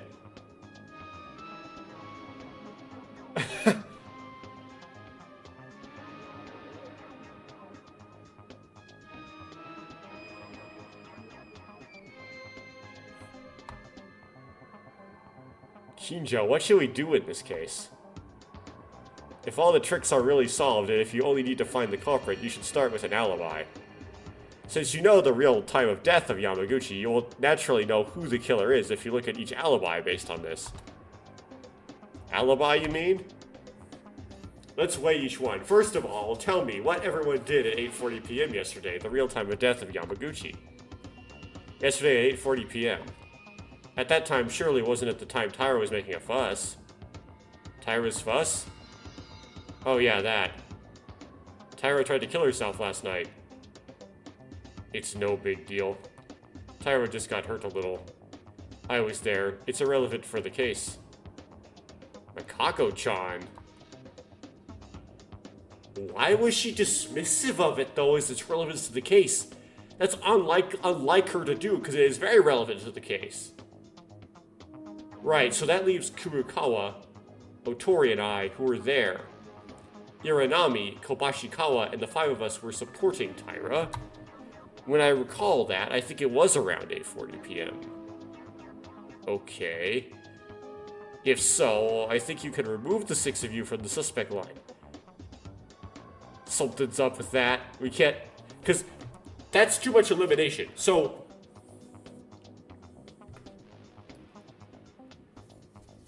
yeah, if you take those out, we are left with Satsuki. So there are 10 going in, right? So eliminate those 6. Where are the 4 left? Kinjo, Mekaru, Yuhara, and Satsuki, the clown.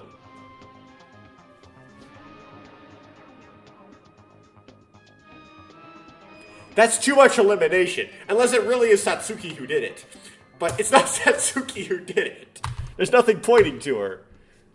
Good. So the only ones left are the psycho cop, the priest, and me, and the clown. But isn't it weird? Those 3 were 3 people who passed out because they were aimed by the criminal.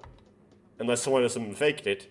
Unless one of them faked it. We already did a fake it case. Are we going to do 2 fake it cases in a row?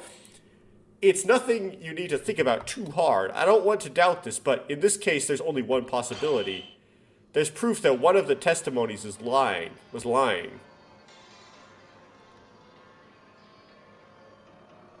Well, the one that would have to be lying the most would be Yuhara, if, like... So, are they gonna pin Yuhara already? It's too early. We're not even at the halfway point. Ho! In between these 3, someone lied? First, let's be honest as possible. Why don't you tell us what were you doing at 8:40 p.m. yesterday? I was in the 3rd floor area. I was hanging out on the casino side. Unfortunately, no one can testify for this, but I was also checking the front door.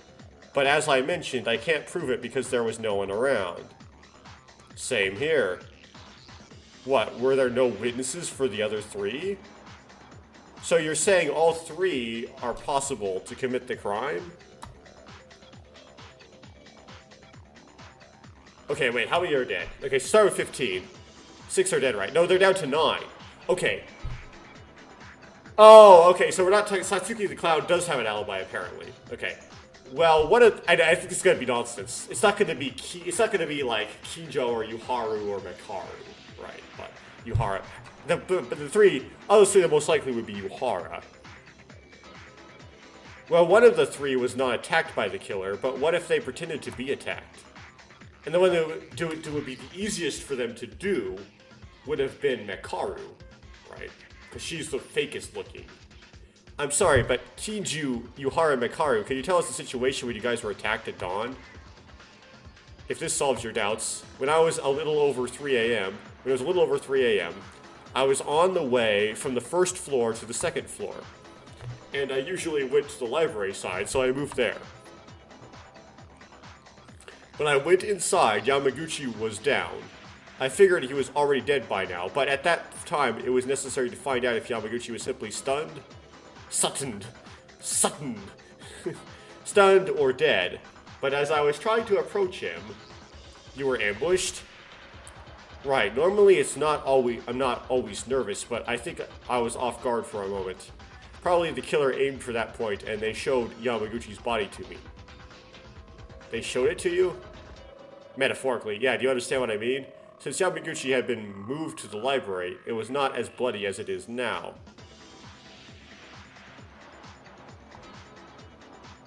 Then in addition to simply confused with Inori, they used it as bait to attack Kinjo?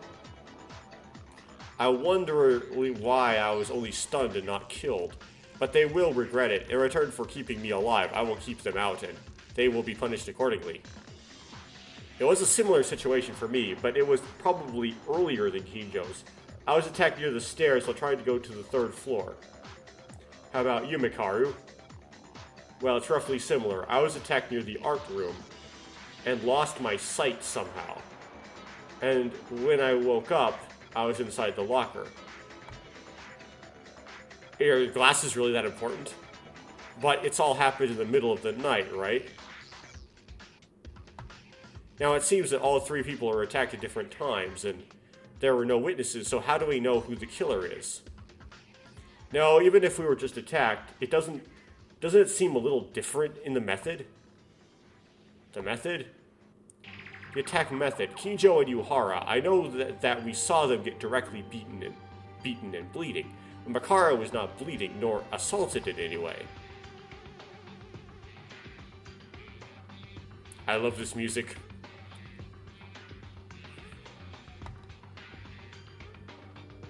Then you think Mekaru is the culprit?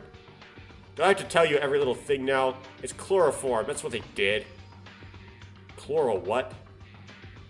So it was chloroform they used? It sounds rare, but it comes out in use for a lot of things. For example, tap your mouth with a handkerchief. It would be an effective way to get someone in a coma. You mean that stuff is in this school too? If you had searched the science lab with even a little interest, you would have been able to find it right away. But it seems your stupidity is not going away. Remember the moment just before the attack? It must have been a handkerchief that was put on my mouth. Okay, if that's what it was, why'd they do it differently for you? Because they, like, respected your nice body or something? Who really is the culprit? When it comes to alibi, one of those three is still a suspect. Don't think about the process. Let's consider the cause. Why were they ambushed? Why only them? Why them? Well, the killer is a little strange. It wasn't enough to kill 2 people, so they attacked 3 other people. If we put it simply, isn't it because they wander around at nighttime?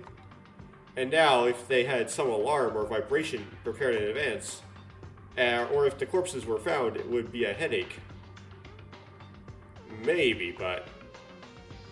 Oh, I have a little guess. I didn't say this because I wasn't sure, but the cell phone was used to kill Inori disappeared after I was attacked. I mentioned this to you, Maya, didn't I? Oh yes, you were looking for it in the 2nd floor hallway, right? Oh yeah, Yuhara-kun had the tools necessary for the crime, so they attacked him and took it from him?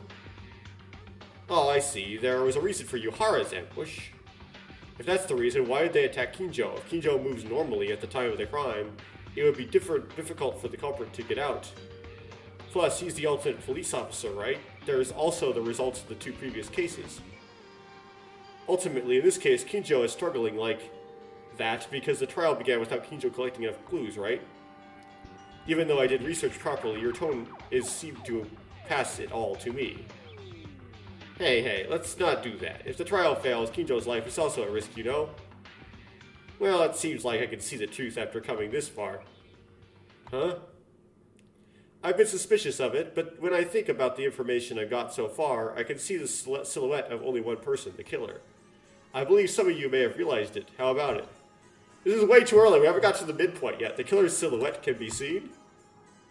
What do you mean, Kinjo-kun? You know the killer? Everyone's remarks so far, with the outline of the case and the alibis combined, makes a person who's making contradictory statements. He's going for it already. Okay, this is... That person is a true culprit in this case. Well, I know Ray is a little weird. Is it them? If the alibis were all true, the culprit must be one. Between Kinjo Yuhara and Makaru. The one who made a contradictory statement.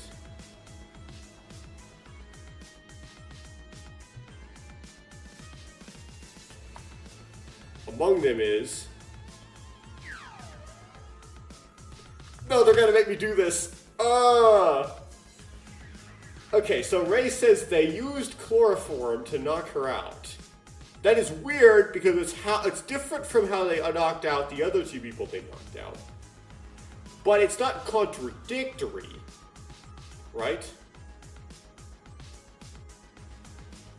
I lost my sight somehow, and they used chloroform.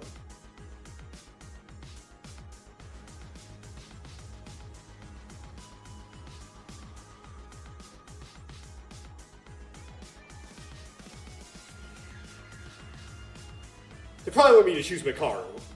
Because I didn't find anything contradictory in Yuhara or Kinjo's remarks, right?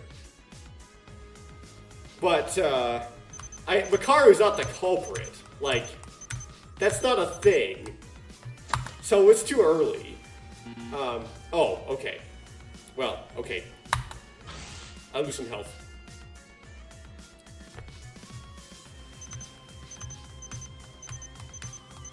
Fine. I don't know why Yuhara is contradictory, but we're gonna select him. Okay.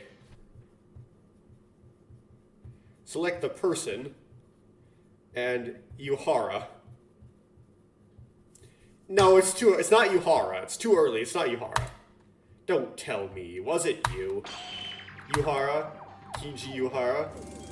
Eh? What in the blazes?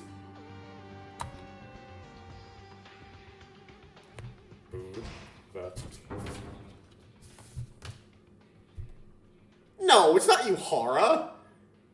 Okay, am I gonna go into like midnight doing this stuff? Yes, I'm gonna not stop. I'm gonna keep doing this trial. How is it Yuhara?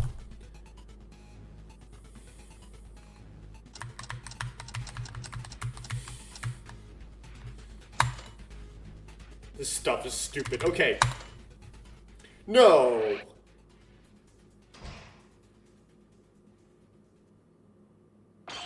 Kinji Yuhara, was it you? Wait a minute, Yuhara, this guy. Can you elaborate? Why is it me? Well, I'm not entirely convinced yet, but according to Kinjo, the killer said contradictory things.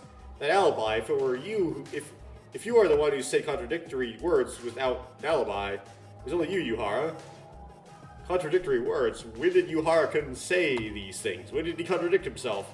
Do you guys remember what Yuhara said moments ago? He said after Yuhara was attacked by the criminal in the middle of the night, the cell phone that had been before had disappeared.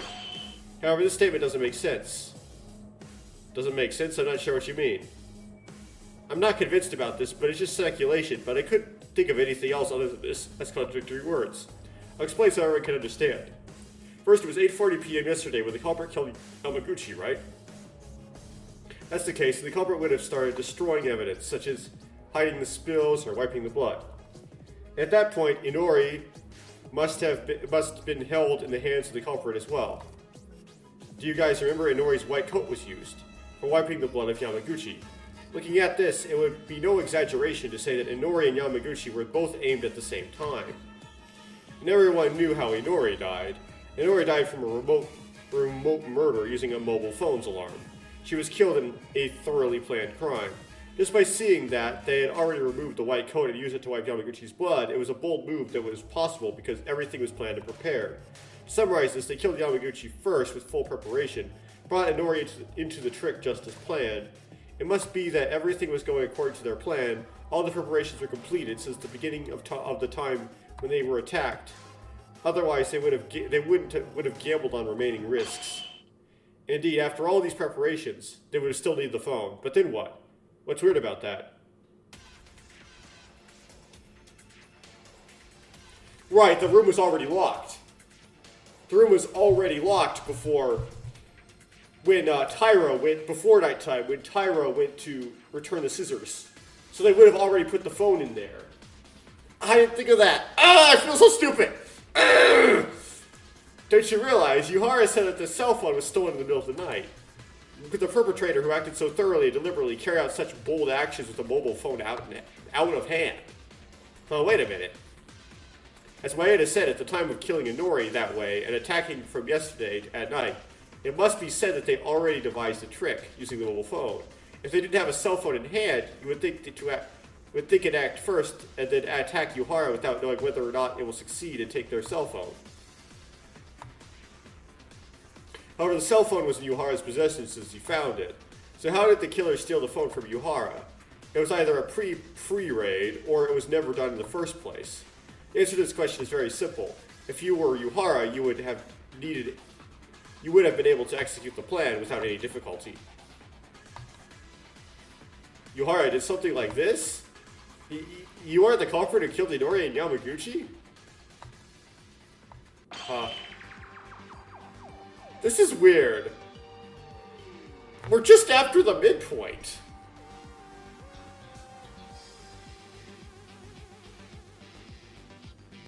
I am so weirded out by this.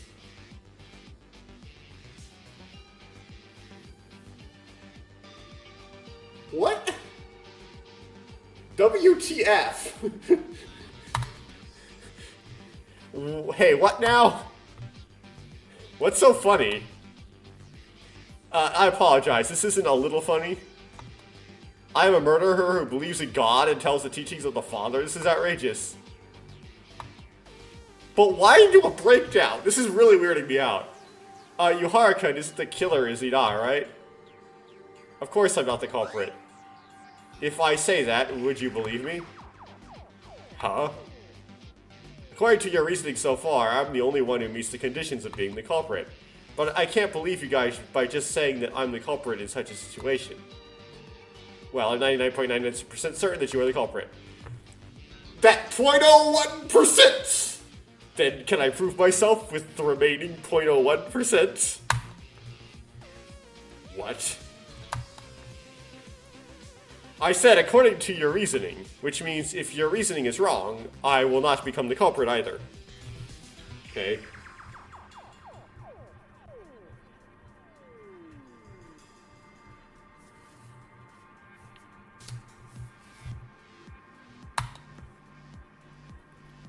Are you saying you have room to argue with? Of course, from now on, let me prove my innocence by showing you your reasoning is wrong. While having a breakdown face, are you prepared?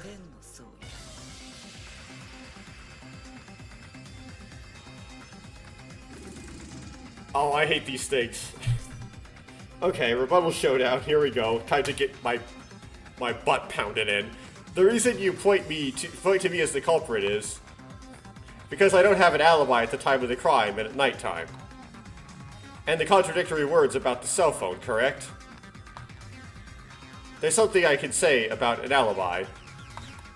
But it's nothing but an assertion that you say that I am the culprit with just that. So let me show you why it's not strange at all if I had my phone stolen that night. Okay, here we go. We have to contradict him though, so like bloody locker, Mikaru's testimony, Inori's body, library bloodbath. What? So weird. Your reasoning is well put. But is that really the right answer? Didn't you know for example, when Yamaguchi Really be dead at 8:40 in the evening? Yes.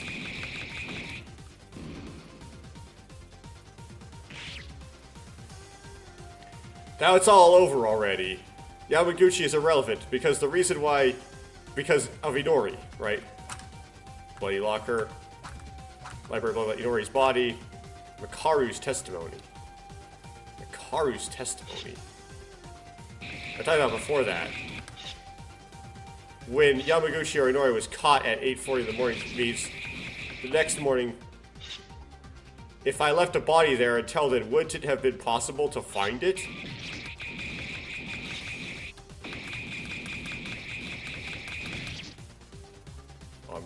So weird. So this is what Yuhara is saying. In other words, if Yamaguchi died at 8:40 p.m. and Nori was captured, someone could have found the body until the morning after.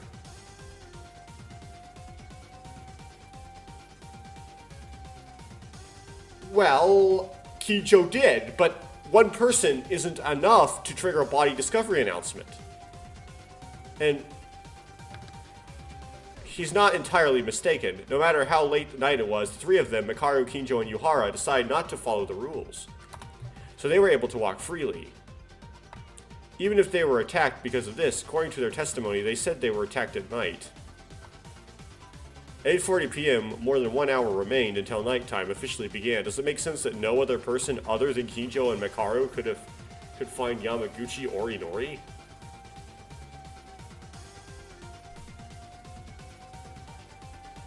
Well, Inori's was locked. What about Yamaguchi? No, you don't have to think too much about the time of death. This is Yuhara's argument to escape doubt somehow. If they could put a body somewhere without being noticed by anyone before the attack.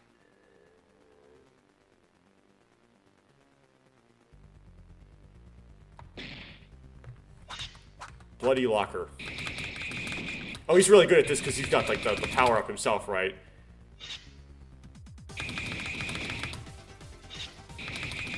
Example.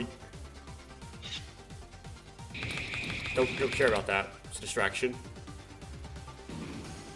Okay.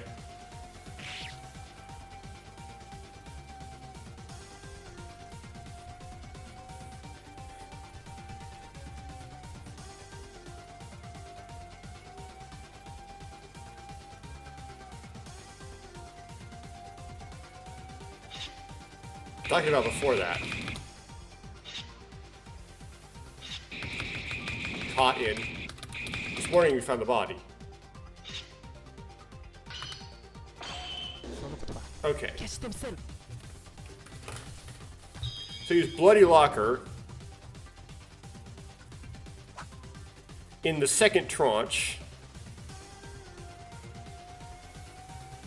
against last big yellow. Hopefully that'll help me.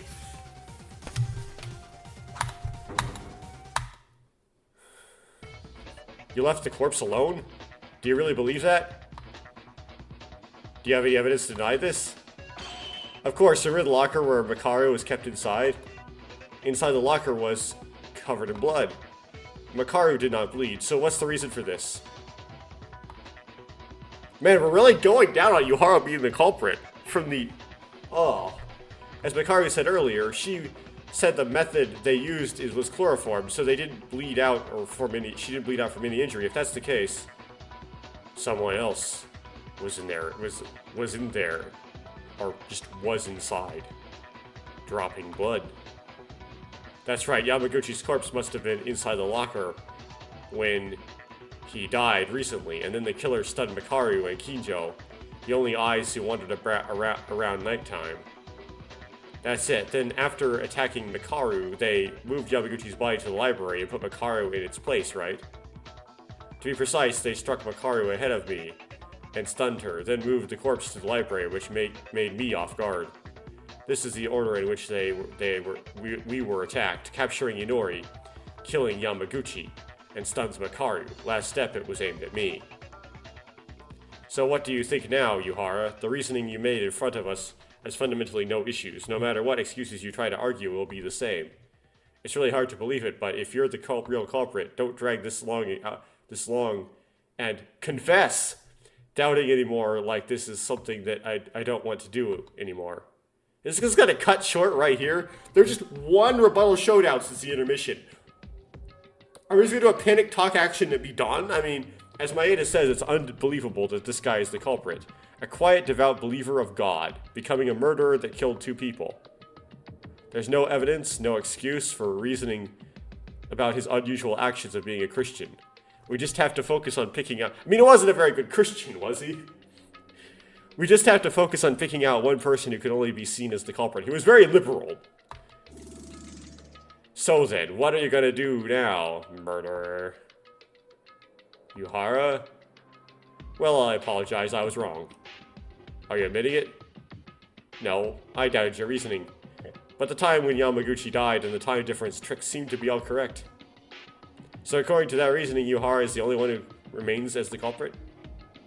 Definitely not. Everyone has alibis except for me, Makaru, and Kinjo. But because I'm the one who kept the cell phone, I'm being mistaken for the culprit. What do you mean by mistaken? You are the culprit. There's nothing to doubt, and you have nothing else to say. Kinjo is going full, what's her face? Toray Akatsubaki on this. Are you still unaware all the contradictions that can become conditions that can be committed when all of them are pointing at you? I am aware that I'm the only one who meets the criminal's conditions. Among the living people, that is.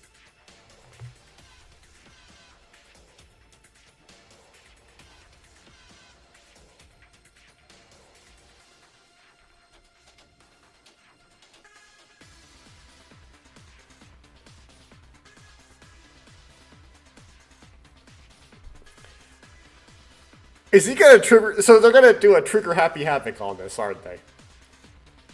They're gonna trigger Happy Havoc this up. So are you saying that Inori killed Yamaguchi?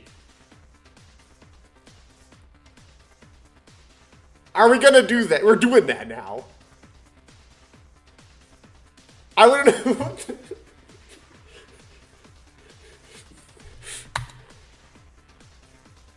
What?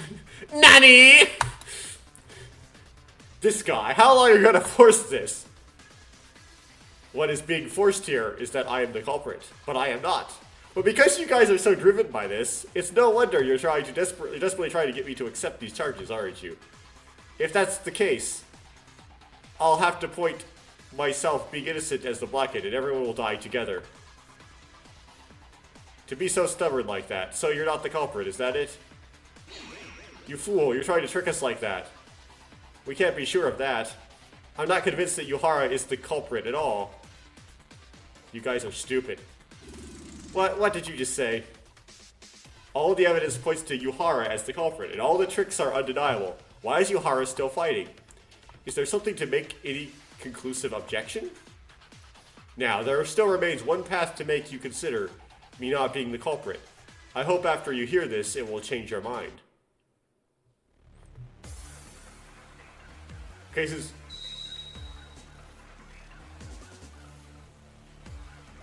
Not the absorb music, right? Okay, we don't stop here. Stun gun, Tyra's testimony. Inori's body. When living people, what do you mean? Kinjo attacked. Stun gun, Tyra's testimony. Tyra's testimony. The door was already locked.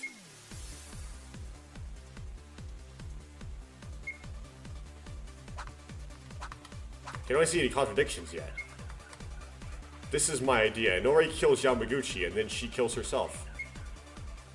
Stupid, do you really think that makes sense? Shit, she wouldn't kill herself.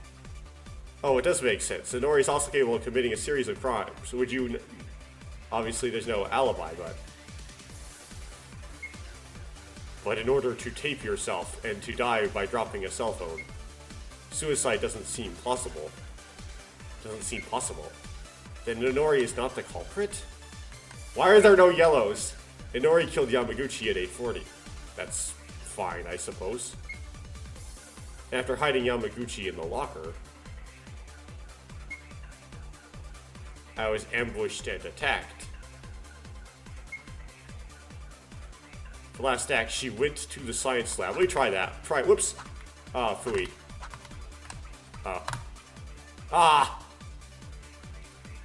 Okay. Slow in the draw. Yuhara claims that it was Inori who killed Yamaguchi. Inori, who has disappeared since yesterday at night. It is possible to commit the crime. But is Inori really the culprit? After killing Yamaguchi, did she also commit suicide? That can't be true. The conclusive evidence that makes Inori unable to commit this act, that's definitely something someone told me. If Inori is the culprit, finishing everything, and then going to end with their death, then there seems to be a room for objection there. Think carefully. Okay, so it's Tyra.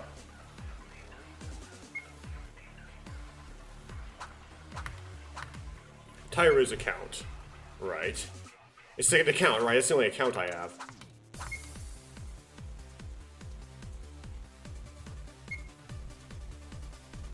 I guess it's being Yuhara. We're just gonna go all the way to the end. Is it being Yuhara? No. There's gotta be more to this. There's gotta be more to this.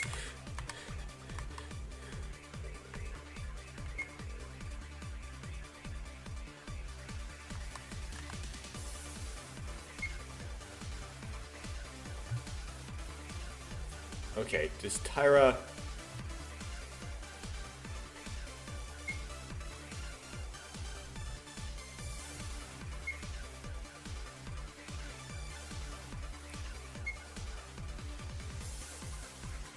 Okay.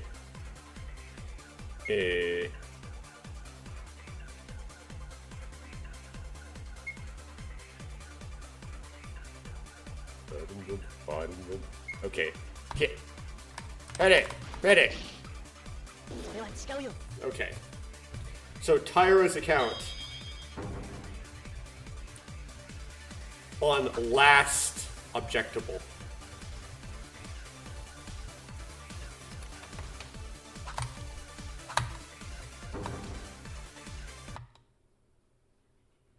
Yuhara, that's wrong. Your rebuttal is full of contradictions. What is it, Maeda? Why is that? All of you were in the dormitory at nighttime and attacking Kijo. Makaru and me would not have been impossible for Inori at all. What would Yuhara see in his, like, in the motive? Here's the thing. Like, is it good writing? Obviously, the motive video has something to do with this, right? Is it good writing to have the motive video have seemingly nothing to do with it? Like, there was no hint in that. Like, there's no hint in the motive with Yuhara. We know nothing about Yuhara's motive. As you say, Inori killed Yamaguchi, attacked Mikaru, Kijo, and Yuhara, finished all the work, including the blood transfusion packs, and finally went to the science lab to prepare to commit suicide, right? Yes, and no one saw it, which means you can't deny Inori's crime, where there are no means, am I correct? No, they saw it. The reason why Inori can't be the culprit is because someone saw it. What? Tyra, you must have been around that time, right? By the science room just before nighttime yesterday. You said the door didn't open. Yes, the door didn't open. It's weird, right? According to Yuhara's words, Inori at that time, after removing Yamaguchi's corpse and attacking Kijo, etc., you need to be prepared, but why did the science lab door open? That's right, the answer will come out eventually, because Inori was already tied up in the science lab at that time. But of course, it would be impossible to open the door from outside if you wanted to walk through the entrance. If Inori was committing a crime from the outside at the time, the science lab had already been clasped, it would have been a huge contradiction. Wait a minute. What do you think, Yuhara? Could you still say that Inori cannot commit crimes? Wait and listen, just because the science lab was locked doesn't mean it was locked with a latch. When Tyra tried to enter, the door could have been locked with the lock function attached to the door itself. Oh my, but then what about this? As a result of my investigation, I found that the door to the science lab did not have a lock function. There was no space to apply a key lock in the first place.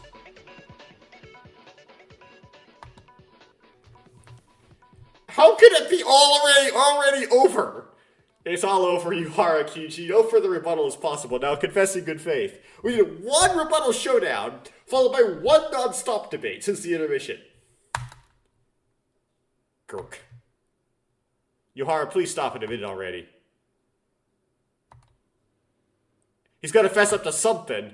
Heh. Just more breakdown. Okay. Gahahaha. Yuhara? Why are you... I thought I was lucky that I defeated Tsurugi Kijo and Makaru Ray, but why? Why can trash without talent like you can drive me to this point? He's breaking down already? What the... I don't get it. This is weird. This is so weird. Yuhara, you know your character collapsed. Yuhara, calm down a little.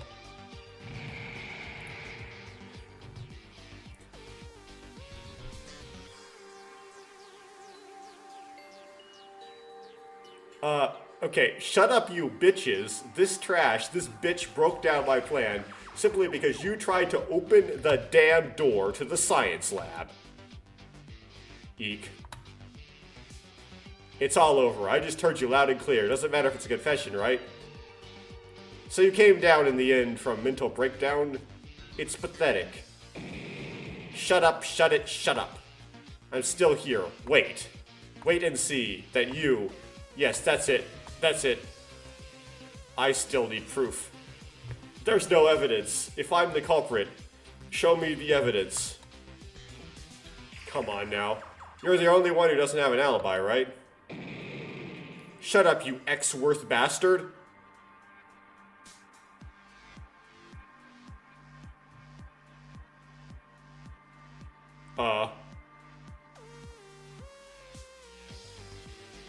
Is that supposed to be like a name of God that got censored?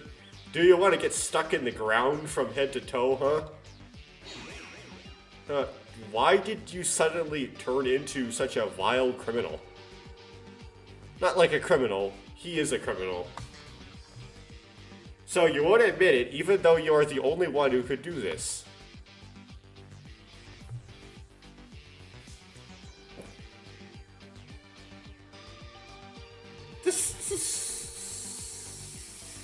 How does the hand have anything to do with this? Just ignore him and vote, will you? If you look at what Yuhara just said, what's the point of anticipating Kinjo and Makaru? Incapacitating Kinjo and Makaru. This is almost like a confession, right? I'll kill you. I'm gonna kill the bastards who are going to vote right now. Threatening me as a criminal without evidence at all, and you're like thinking this is all done? What do we do? Yuhara, if I show you the evidence, are you going to finally admit it? Oh, I'll admit it. If there's evidence like that, not speculative remarks or alibi blanks. Real physical evidence, you bastard. There might be. What? Well, you know this, but it's only going to be slower if you let him catch the holes with more evidence. Unfortunately, I can't help you here, because I have nothing more to come up with. Will you be okay? Yes, it's okay, Yuhara, who is not sane, is just going to be forcefully scream against the opponent. I'll make sure to present the proof correctly, and then you will finally admit it. Don't joke around, Yuki-Maeda, you're just a lucky, incompetent human being. Okay, so we're gonna do the panic talk action already. Apparently. Yuhara, from now on, I'll show you conclusive evidence that you are the culprit of this case. It may be a little sloppy, but if my predictions are correct, you will have no other choice but to admit it. Is this fun for you? Do it then. Do whatever you want. If it's evidence or unreasonableness, I'll make you a criminal and execute you myself for making fun of an innocent person. Yuhara is certainly not sane right now, and about this evidence I can't say for sure, but I do believe, not only in me, but I believe in my friends too. From now on, terminating shooting talk will begin. No, I hate this game. Let's exorcise this devil!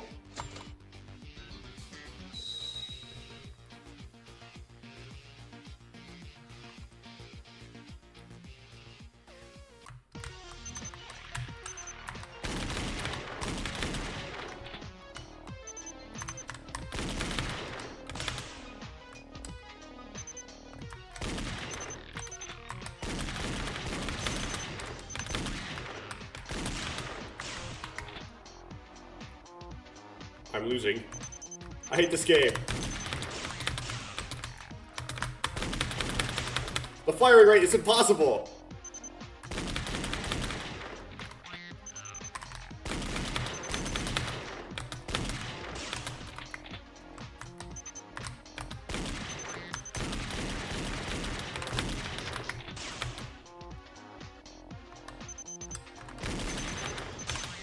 What in the world? Oh my goodness. How do you beat this?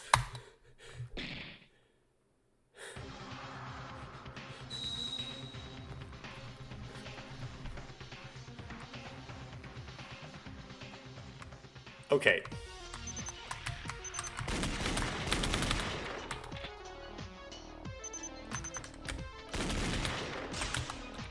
Already goofed up.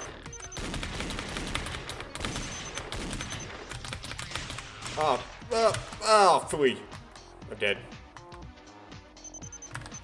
There's like this, like, reload cooldown that gets you.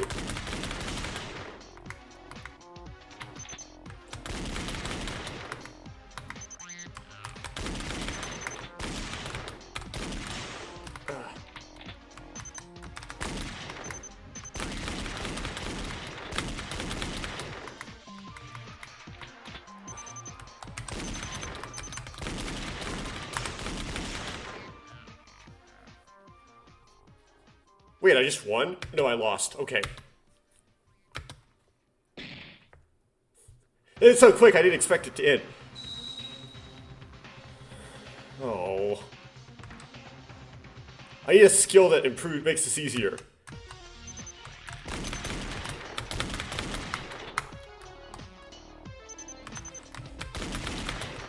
Ugh. I can't get that one.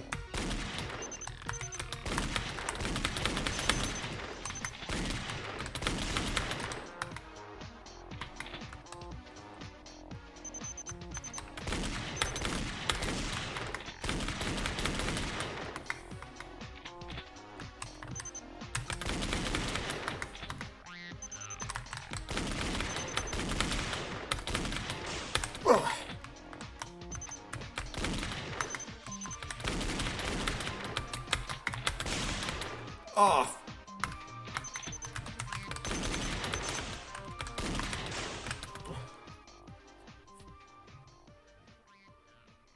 This is impossible.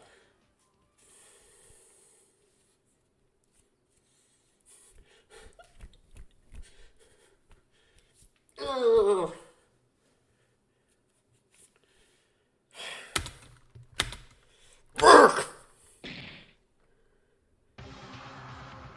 So I had to skip this thing?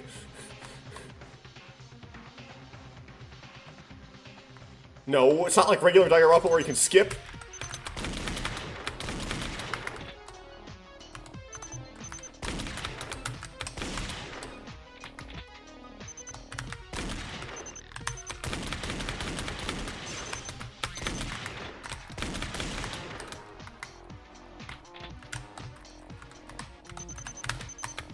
Ah! What? How do those go so fast?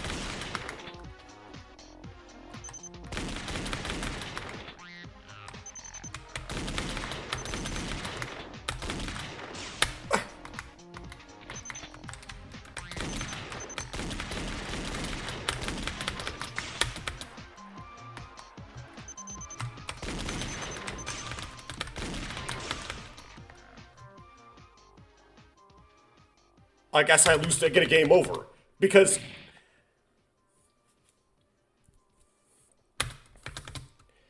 Fine. Yes.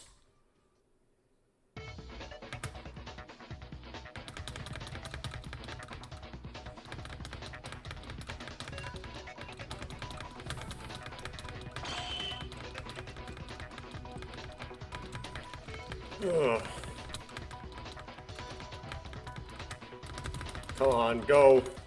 Spam. Why is it...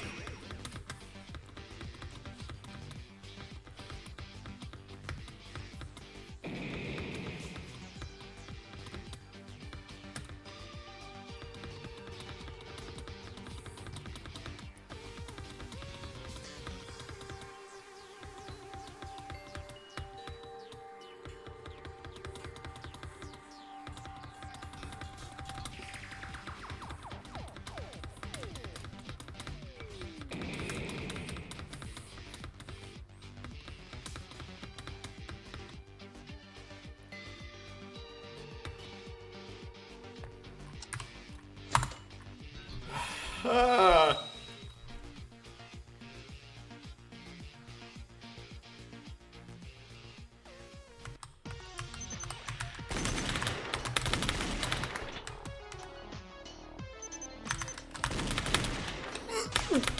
I can never get it.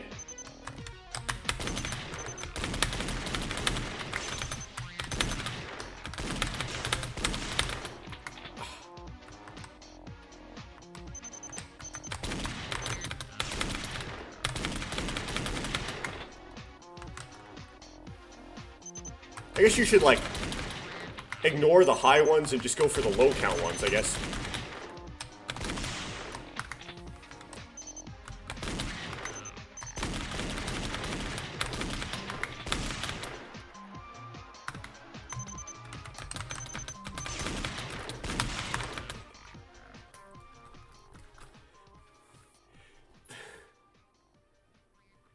You can't, like, he...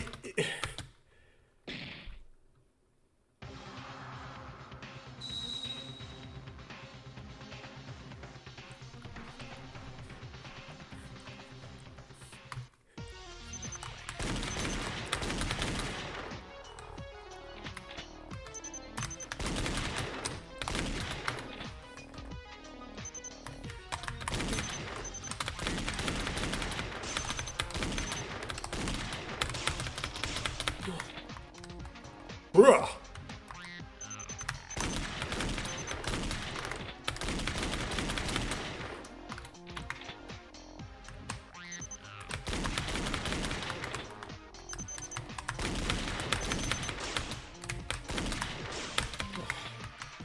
Bruh.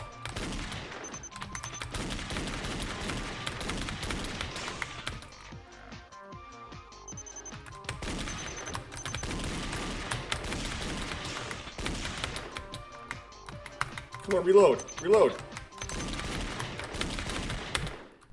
Oh! Now what's this? Mekaru's last trump card. これが真実だ。 Ah.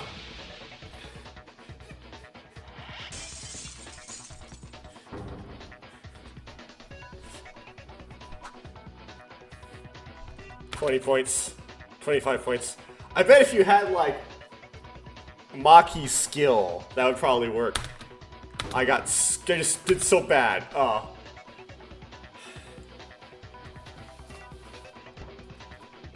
And then to think in Korean, I'm gonna have to, like...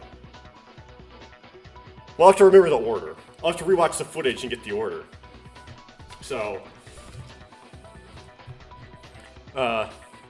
Panic talk action. Rewatch footage to get order.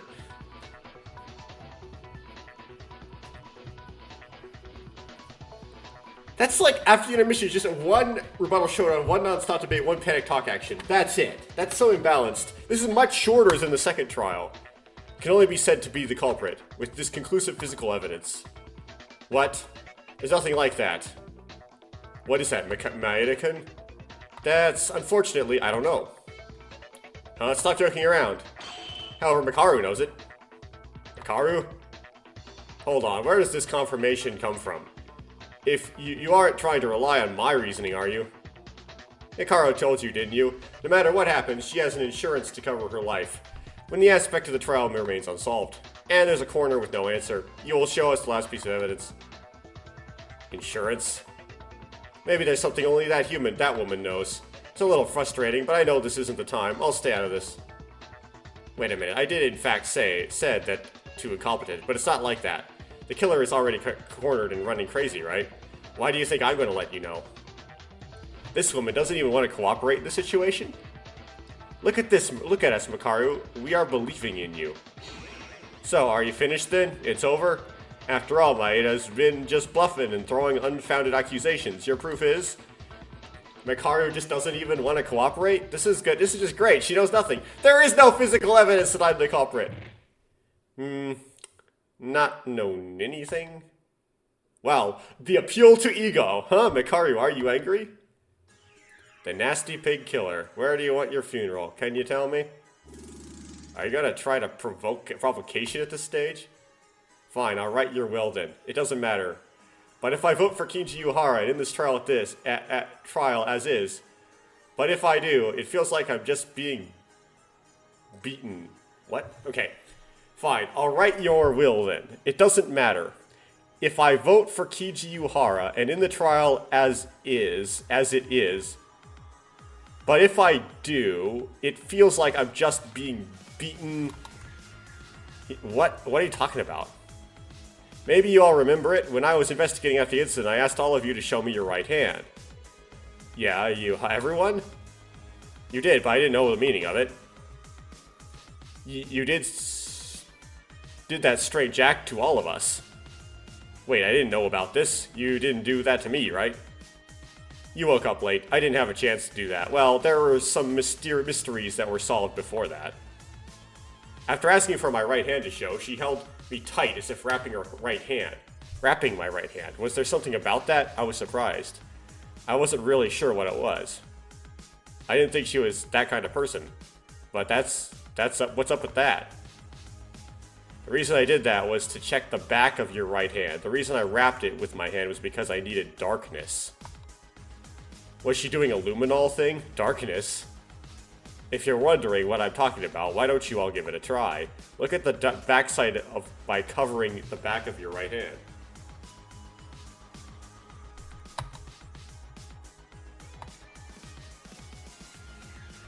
It's all clear here. Even if you ask me to wrap it up, it's just the back of my hand. What do I expect to see? Well, I definitely told you to try it, everyone. Why are you staying still, Kinji Uehara? Uehara? Hey, stay still, you. Let me go away.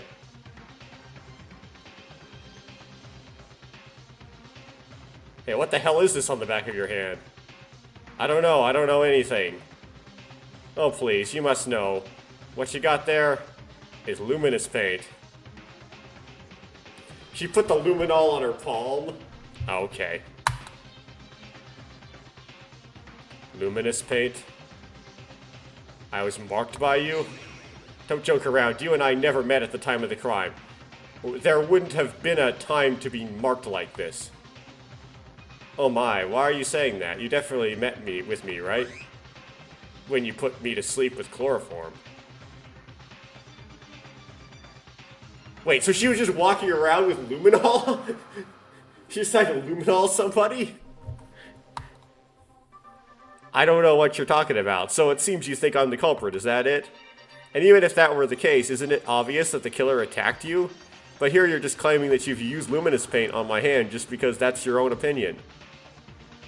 Sorry, Makaru, but this isn't possible without knowing in advance that you'll be attacked. This is why you guys are so pathetic. Did you think I wasn't prepared for anything and going as usual every night? Prepared? You? No way. The one who put this luminous paint, it was you? That's right. Do you think I'm stupid enough? And I'll trust you guys when I don't know the outcome? Before Maki Kyoka died, I was always prepared for anything. Well, besides the glowing paint, I have prepared other tricks. I am a woman and I have no idea who and when someone will come at me. So I tried to use glowing paint only in the worst case scenario. Worst case scenario? Are you saying that even if you die due to the glowing paint, we can find out who did it? Is that what you mean? By the way, Makaru's selection of words, it just feels a little erotic. Maybe in Korean. Fortunately, I only fainted this time, but my life was in danger. Should I say I was lucky?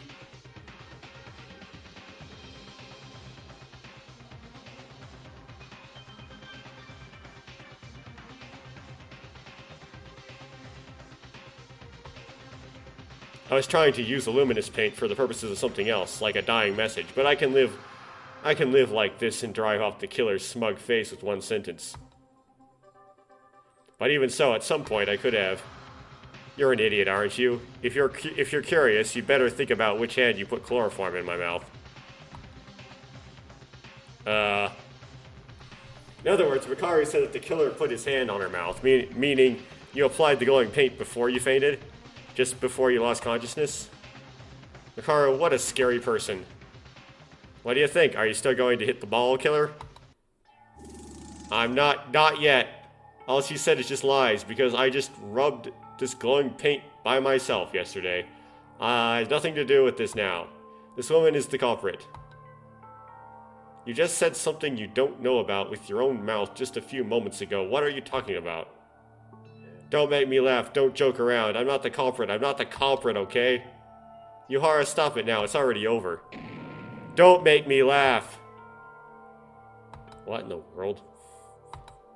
It's so short. Like, if I compare my notes... The second trial, right? Like, how many things, right, you do? 1, 2, 3, 4, 5, 6, 7, 8, 9, 10, 11, 12, 13, 14, 15, 16, 17, 18, 19, 20. 21, right?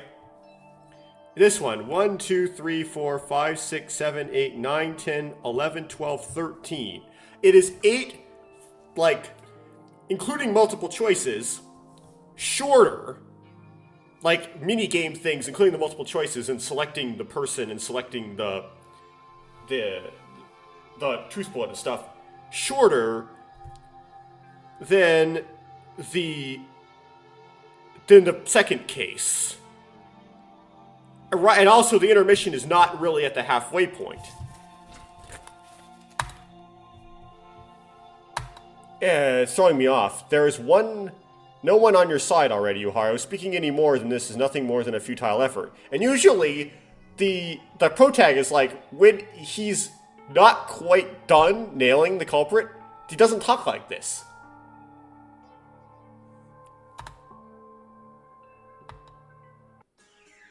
Are you still not willing to admit it?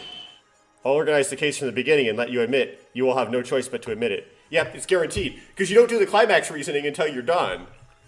No, I don't want to read the explanation.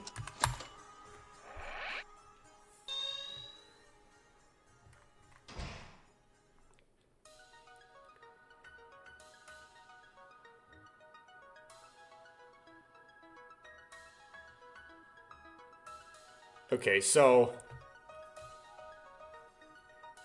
culprit sneaks up on Inori. We don't know what the culprit does yet.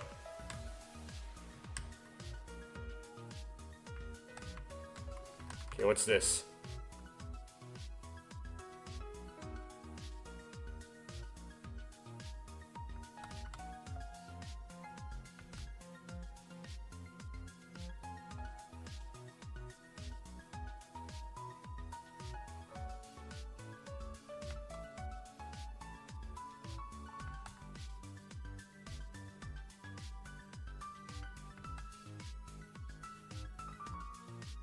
So probably this one.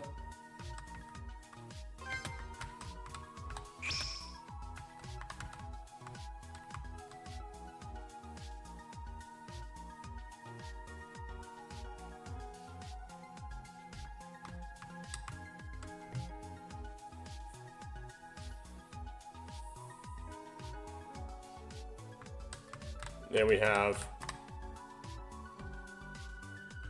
phone.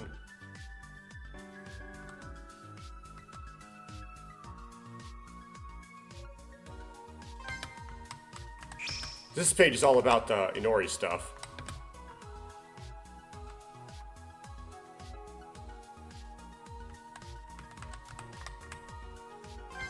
Why did he just kill Makaru? I still don't understand that. That still makes no sense.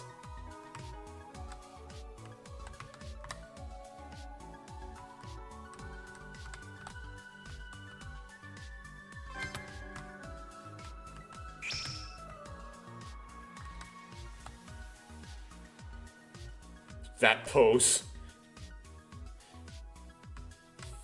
What in the world? Okay.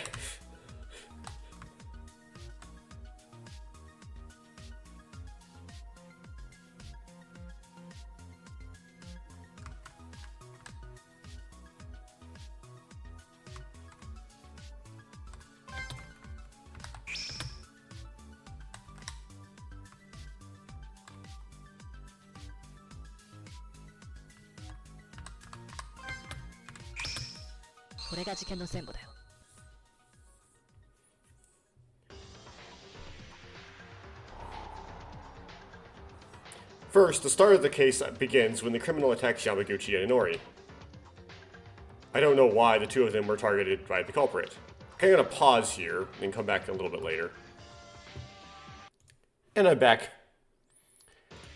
First, the start of the case begins when the criminal attacks Yamaguchi and Inori. I don't know why those two were targeted by the culprit. But the killer must have taken Yamaguchi by some means first.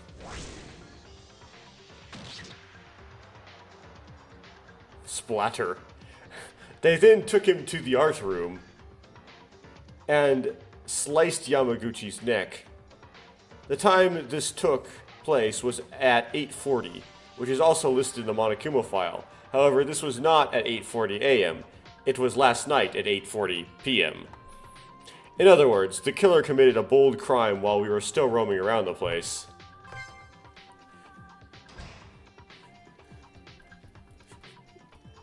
Afterwards, the killer put the corpse in a locker on the art room to hide Yamaguchi's body. The culprit who succeeded in killing Yamaguchi immediately focused his efforts on dealing with the crime scene. They opened up the tarp that prevents blood from splattering, cleaned up the murder weapon used as the intake, and wiped the blood with Inori's white coat that had been removed beforehand. However, while using the tarp, a small hole was left due to the killer's mistake, and the white coat was not properly erased. Thanks to this, it cleared a lot of circumstances surrounding the methods of disposal. Anyway, at the art room where Yamaguchi was killed became clean. As the art room where Yamaguchi was killed became clean, this time they devised a trick to kill a second victim, Inori.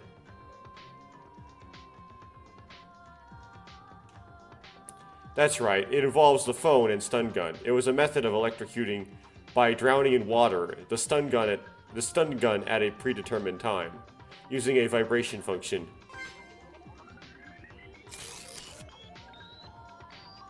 Which apparently Yuharu didn't know about, how to use a phone and what a vibration function even was. To do this, the killer went to the science lab and first fixed Inori's whole body with tape to keep them from moving. And the water from the sink in the science lab was turned to the maximum capacity. After a few hours in that state, the science lab was overflowing with water like a bathhouse. There's one more thing. The killer can... And somehow Inori didn't drown. I guess it didn't get up to her, mouth level. There's one more thing. The killer connected the phone to the stun gun and placed it at an angle as if it were to fall from the desk. And they set the phone alarm to 8:30 a.m. When this happens, the alarm turned on the next morning and the phone makes a vibration movement in minutes. Isn't that kind of useless, a vibration alarm? Because it's supposed to wake you up, right? So you'd think it would make more noise. And then the phone starts to fall off along with the stun gun because of the vibration. When everything was set in stone, the killer locked the door with a latch so no one could interfere with the tricks arranged in the lab.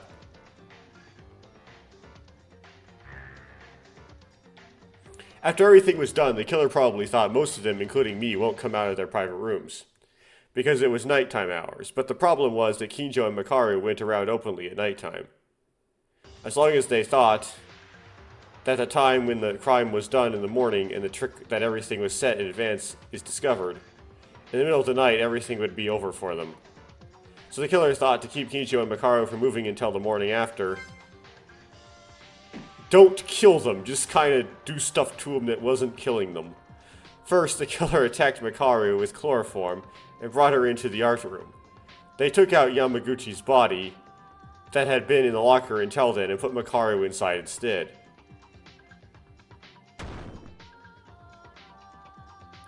And then Yamaguchi's body was used as bait to lure Kinjo. The killer put Yamaguchi's corpse in the library, made some extra work to Kinjo discover the body, like some blood, right? And attack Kinjo from behind in a vigilant gap.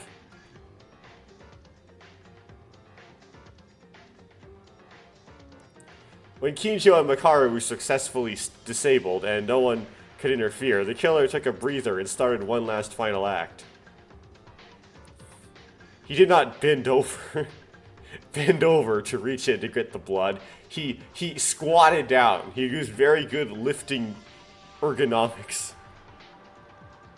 Or whatever the term is. Good posture. Once the morning was over, the killer went to the infirmary and packed a large amount of blood transfusion packs. And spread them. It's such a bad plan. Like, you'd think we wouldn't notice. Like, and spread them in Yamaguchi's body to make it look like he just died and the bleeding was fresh. And then they sprinkled a certain amount of blood on themselves to make it look like they were ambushed by the killer. In the morning after last night, of so many things happening at once, we noticed that a few people were missing, so we moved to search for them in each room of the school. And then with the killer, who is lying down near the stairs in that pose,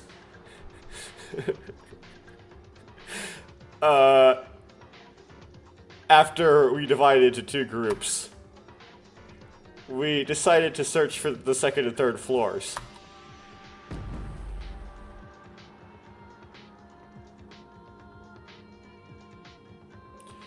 And the search in the second floor found the fallen Kinjo. The search in the third floor found a trapped Mikaru.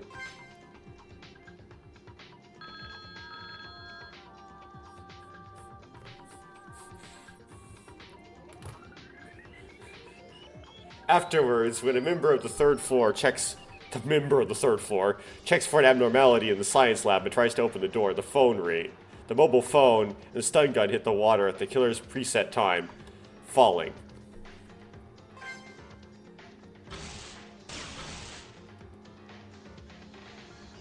Into the water, killing Inori on the spot. Soon after, we managed to open the door to the science lab, but we're just a little too late. At a timing that couldn't have been more ideal for the killer, Inori's body and Yamaguchi's body were found almost simultaneously. The one who had done a formidable job, who killed 2 people overnight, plus injured 2 people.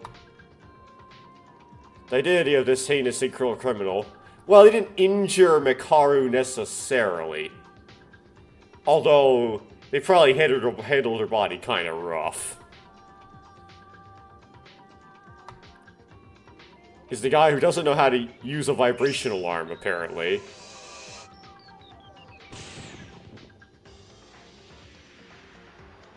He's none other than you, Kinji Uehara.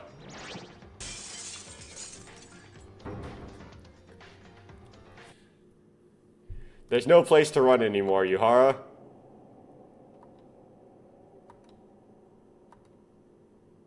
Uehara? Excellent. As Maya has said, no matter how badly it was, this is it. It seems this was my limit. What, all of a sudden he came back to normal? Was that it? He must have been acting like a Tano. That means, did you just admit it? That you were the culprit? Yeah, I am. I am the culprit.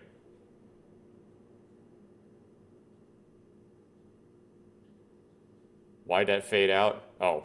Because I have to do the ending, where I figure out or see how much I failed. Okay.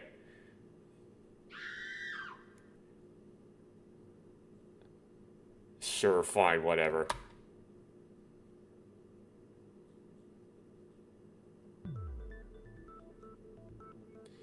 Well now, I've been watching everything. It seems it's okay to say that you made a decision at this point.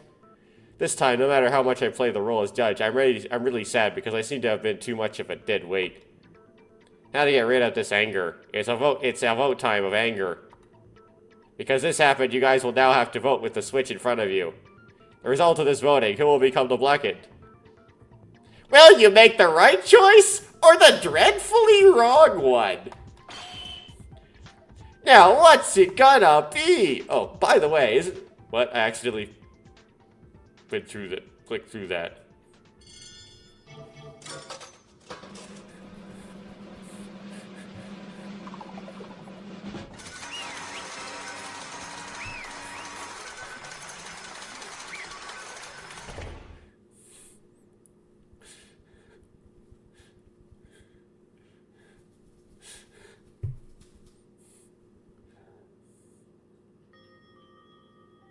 Ah, yes. As for the results of your vote, your choice was... The correct answer, the identity of the blackened who killed 2 people, Miss Inori and Yamaguchi-kun, was Kiji Yuhara. Ah, what is it? Did someone thought I was gonna say those lines before voting? Yuhara-kun? For the second half of the trial, we've been almost certain of it, I guess. I wouldn't call that a half of the trial. The second, a fifth of the trial?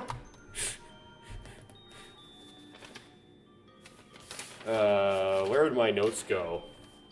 My notes got lost in the interim.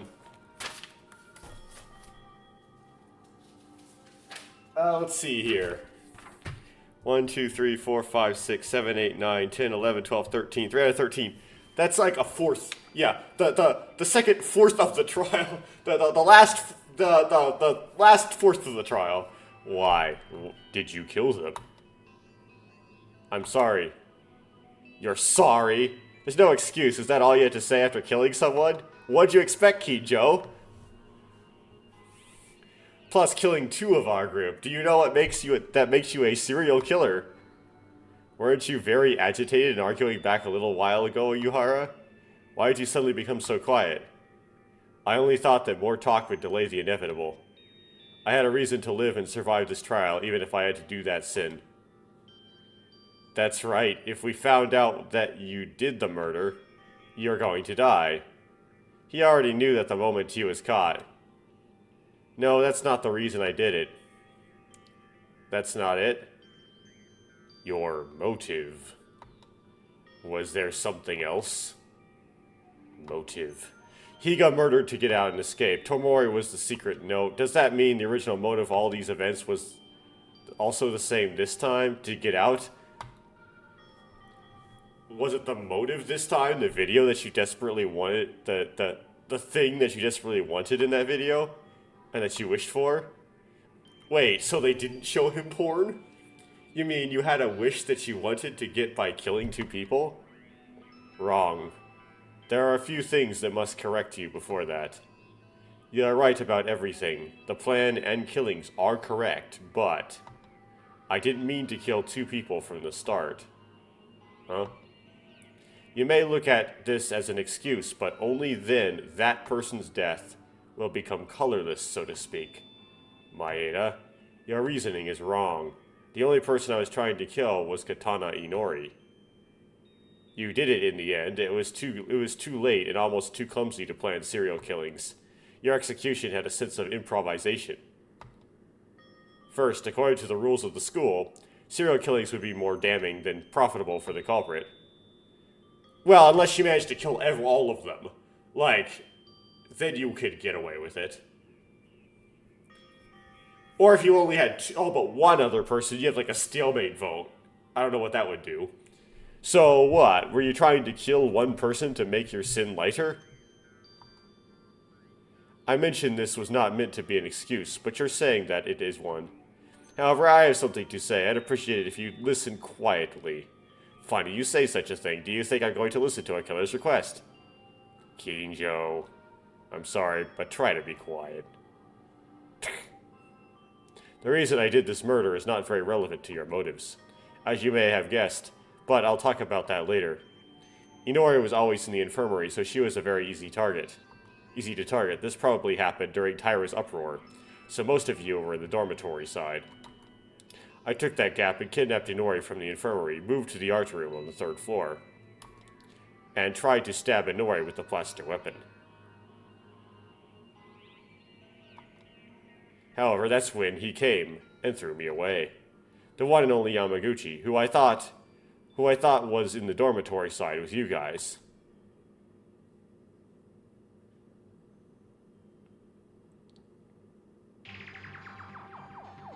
It's like set it up like a sacrifice. Inori, and you... Yuhara, what are you doing? Stop! Why is Yuhara doing this? This is not the time for that. I have to take Inori and run away.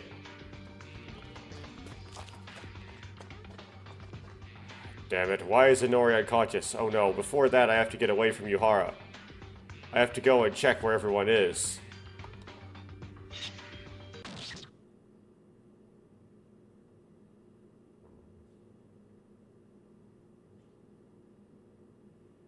I didn't want to do this, but you forced me. I can't help it, Yamaguchi. I'm sorry. I didn't hold a grudge nor hated to both of you. Forgive me.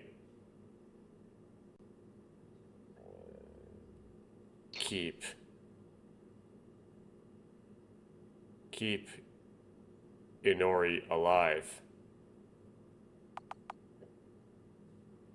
It was already become irreversible. I'm sorry. Nori. He literally has only a piece of flesh connecting. How can he speak? He's nearly decapitated. It's just the windpipe is still there. That guy was a wonderful person. How many people can run without having a single thought about their own lives to instead save others?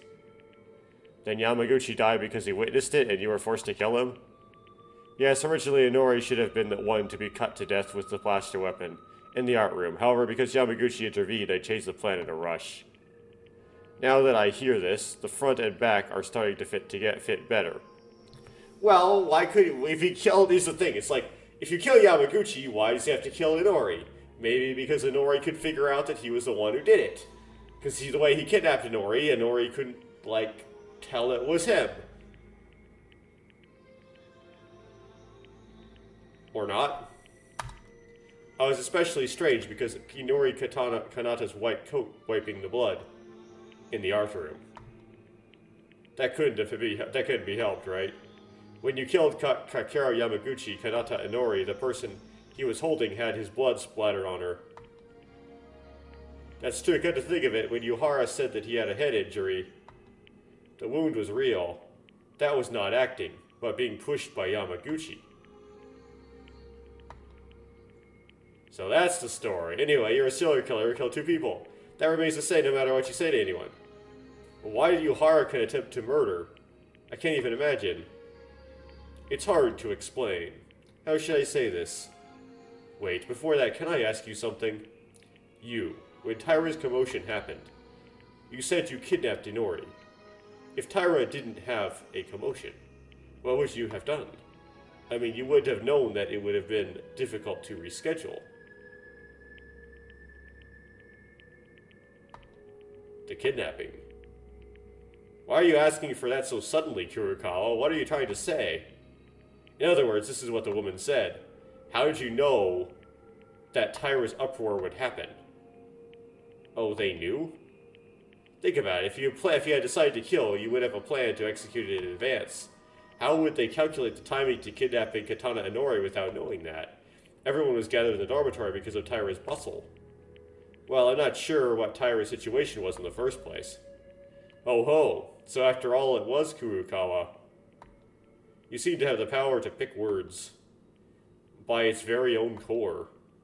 It's natural to think like Kurokawa. It would be strange to hear that.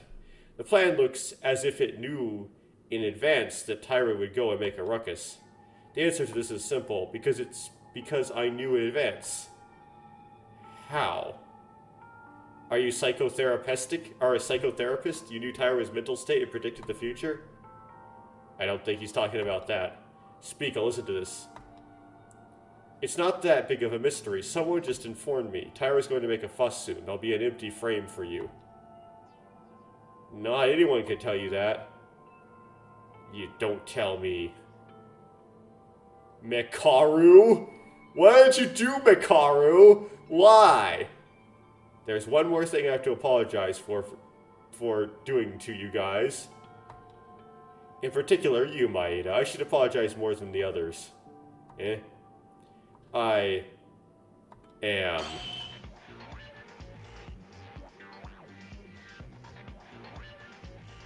the mastermind! Why would he do that?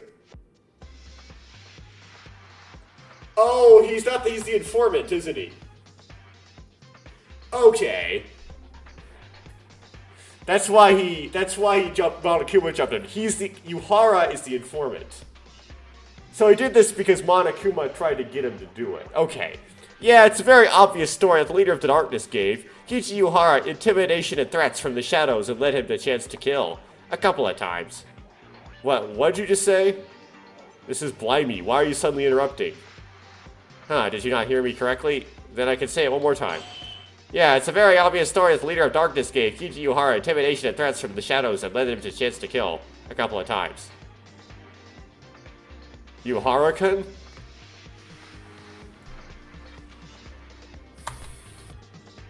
The traitor. Okay, she gets it.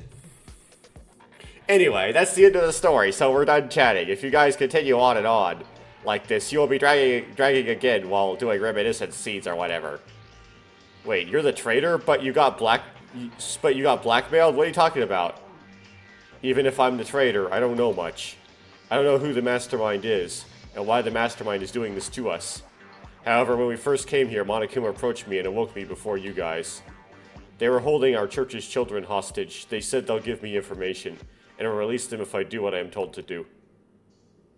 What in the heavens? Wait a minute, cathedral children? Calm down, speak slowly. The cathedral where I belong to, or rather there's a facility that takes care of children who have nowhere to go. So an orphanage. That is entirely in the hands of Monokuma. So I was threatened under that pretext. Did you really fall for that kind of crap? That was all a bluff from that bear.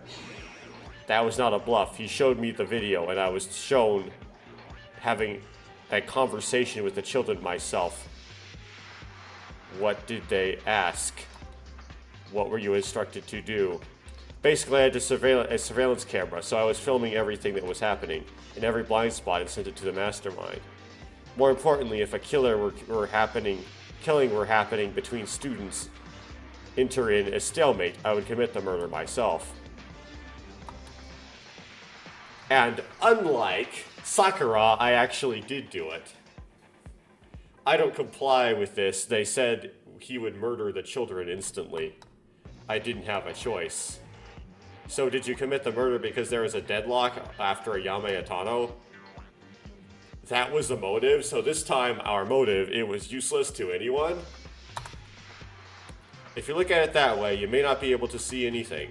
Monokuma, in that time, he said, is the time, so you are instructed to move, was the time when the announcement of the motive came. In a completely soundproof private room showed me the children. If you kill this time, your children will be free. If you don't get caught, you can get out from this school. A fully soundproof room. No wonder, this motive was purely to deliver the orders to Kinji Yuhara. And nothing else. So, you are using the lives of children to threaten Yuhara-kun. Was that unfair? Then I'll make it easy for you. This is not a blackmail. It's just, I just gave you a choice. If Yuhara-kun didn't want to kill, he could have refused. Don't mess with me. You said moments ago that there were threats. Yeah, you know that was? It's a narrative thing. Don't think too deeply. Well, the last time was so rotten because I couldn't let those children die. You guys, I really have no face to show you. Of course, I understand to some extent that this was forced upon you, but would you still have to get your hands bloody? Was it necessary to kill? Do you think those kids want you to be a bloody murderer? Just like kids don't want to be a killer, I don't want kids to lose their lives. There was only one way. It's enough with just me to fall into hell. You don't want kids to lose their lives? Then are you saying when you kill someone, you don't know like Inori and Yamaguchi, they will lose their lives as well? Inori and Yamaguchi have been friends, family, and you say there are some people you don't want them to die? Aren't there some people who don't want them to die? You don't even know the details, and you're worried about the children, right? Strange, Kinjo. My logic shouldn't be any different from yours, but you're getting heated, aren't you? The logic of a killer is the same as mine? What are you talking about? Discard the prime numbers for the majority.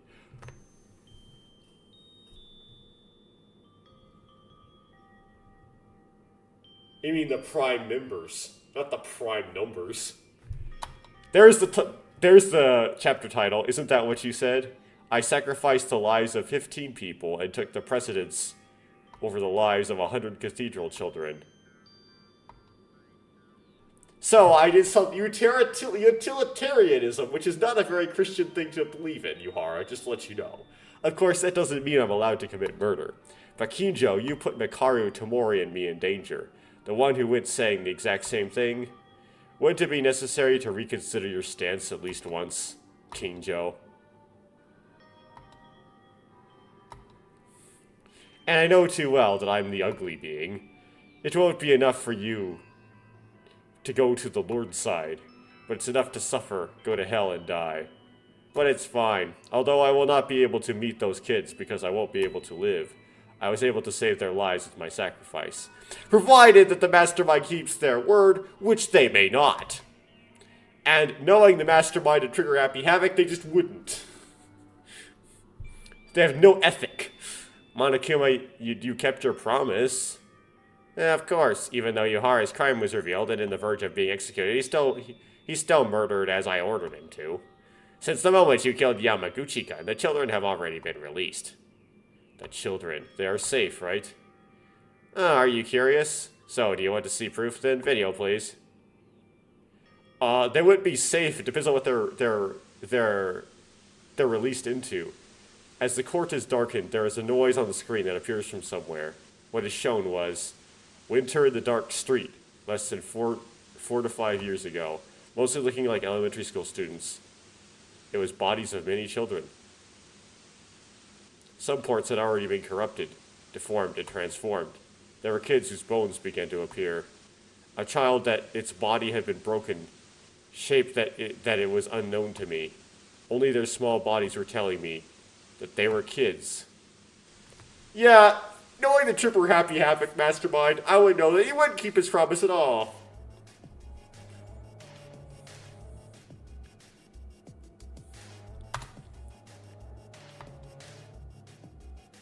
Hey, did you play the wrong video?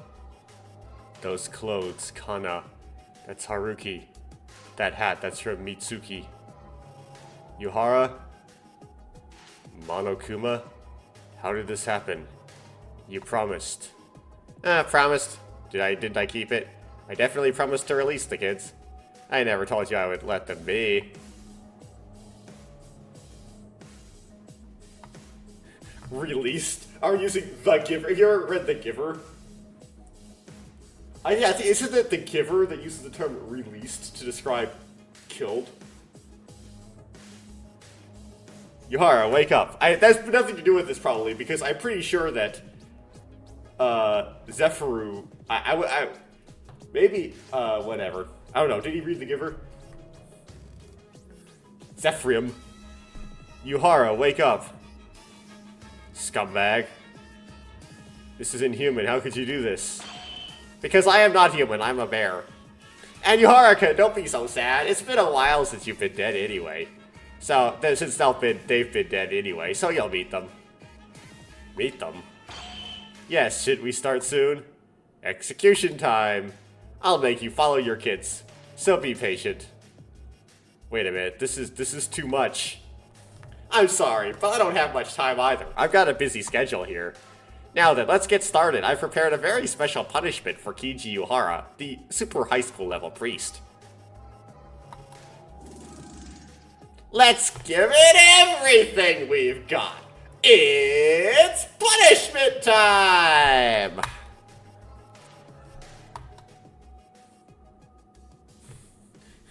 Right into punishment time like that. Wait, what?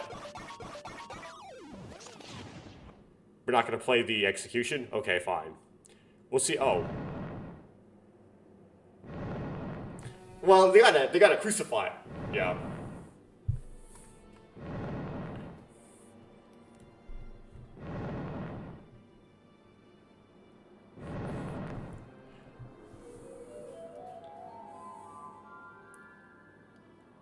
Okay, so the Lord's prayer.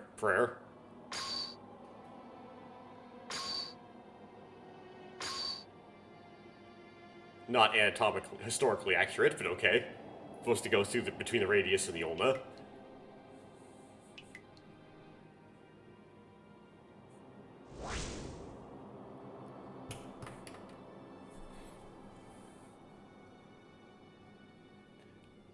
And also, they didn't want to cat of nine tails him first. That's part of like the torture, because you get like the bare back on the cross.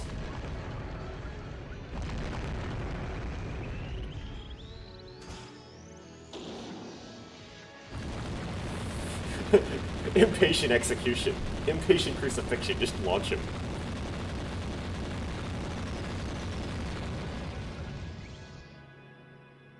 Wait, so out of Saudi Arabia? No, it's Israel or Palestine. So launching him from Palestine. What? Not Japan or Korea? Huh?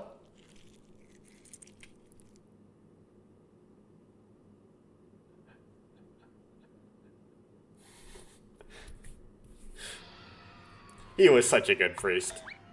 Adios and I'm in. This is unfair. It's really too much. Yuhara was killed, like Higa and Hatano, horribly executed, but Yuhara didn't stay sane until the end. He couldn't protect the children because he was tricked by Monokuma. In the end, he killed Inori and Yamaguchi for nothing. With all the devastating facts, Yuhara's spirit was broken, executed thinking and recalling until the last minute. Composing, what are you doing? This thing called Monokuma, I won't be satisfied until I beat that thing. If you do that, you'll just die alone. Why would you stay still? Why don't you stay still? That's right. If you're angry with me, you can't help it. Because it's you guys who did this, and I'm just following the rules. It's not a bad thing. You think you're so smart, Monokuma. Huh? I never intended to sympathize with the killer, but this time it seems a little different. You always say I, as the judge, should not participate in the trial, but in this case you influenced the case itself, let alone the trial. According to Kinji Yuhara, they were told that Taira would cause a commotion soon. Using that framework, Kinji Yuhara was able to carry out the crime with ease. This is not a motivation level or anything like that. This is enough to call you an accomplice. Huh, is it really? Well, so what are you trying to say? What I'm saying. That's what this side wants to say. What the hell do you want us to do? Want to do to us? If the purpose was to kill us, it would have been possible to annihilate all of us already. If that's not the case, it's also strange that they try to kill us by buying a murder like in the case of Kinji Yuhara. There's no sense or purpose in your actions. What the hell are you after while making us do all of this? It's called entertainment, you idiot.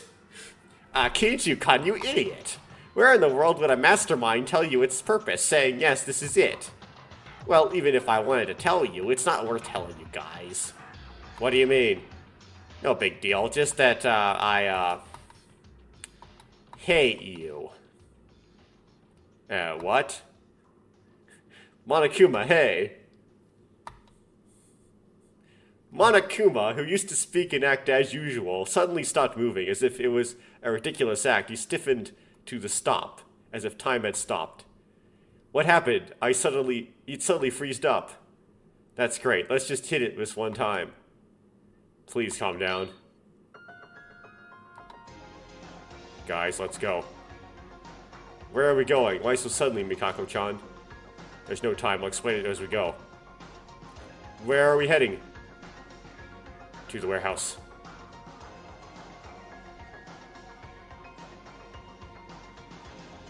Are there secret stairs in the warehouse?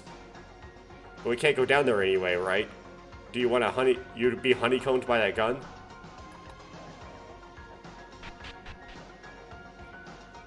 What? She's doing the Kyoko. She knows that Monokuma is not at his post.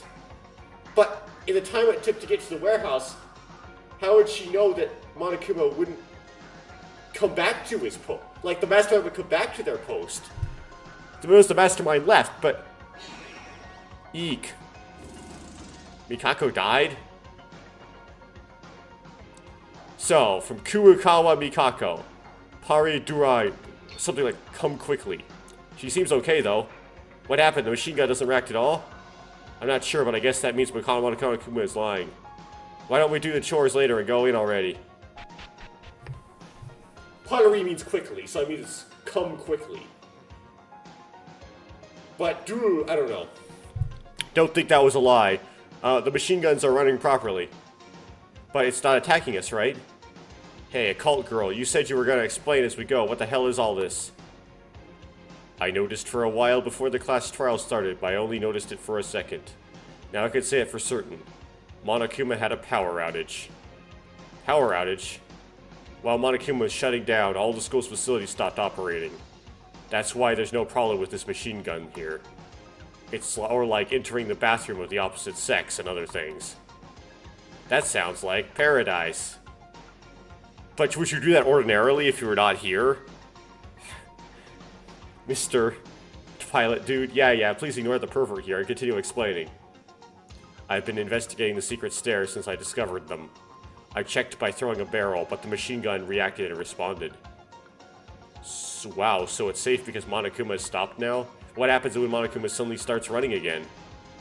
We all together be honeycomb.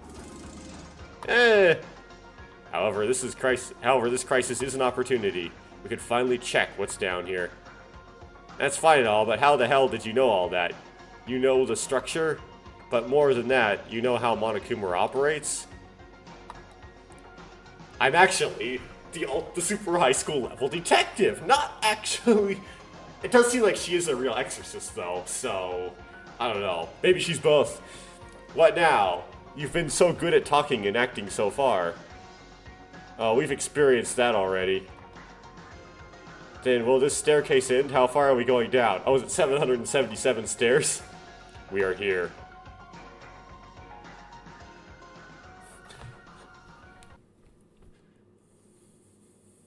He got out. Here it is. He's not here anymore. Is this a dead end rather than a way out? There's a hole on the left. I thought the exit wouldn't come up so easily. Apart from that, this room seems quite interesting. A prison in such deep underground, is that it? Wow, you came. Before anything, well done. Monokuma? Well, they can't shoot you while you're already all the way in here, right? How'd you move? Well, maybe I just pretended to stop. What the heck? Putting it that way, what are you talking about? I told you? There was a terrifying creature trapped under this staircase. I just disposed of it a while ago. So, if it weren't for me, you guys would have been in a terrible situation at that point. Disposed of it? There's no way. How? Well, just like he disposes of every other person. He killed him! Although I don't think he actually did. Huh? I thought you guys would come here sooner or later, so I transferred it. This is not the only prison here. I don't know what you're talking about, but in the end you are saying there isn't an escape route here? Escape? You guys, did you really just come down here hoping for a way out? Well, Mikako wasn't. She was looking for a person. Sorry, but there's no such thing. You guys are nuts if you think there's a way out. There's no other way other than to kill, so how about you give up on that idea? I hate this! I hate it! I don't like to watch killing each other anymore. I want to leave. Let me out of here. No, please, someone save me. That's it, because you become even more desperate.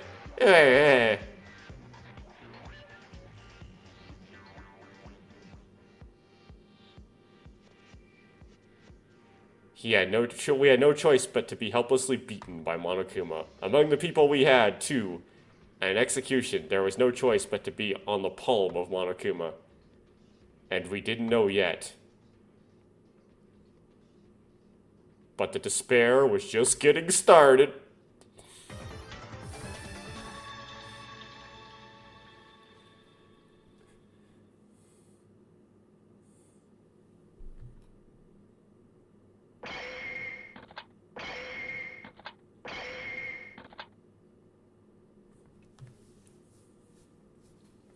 Down to 8.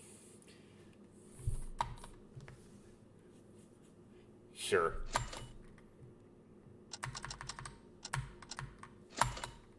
I overwrote 7. Okay, well, whatever.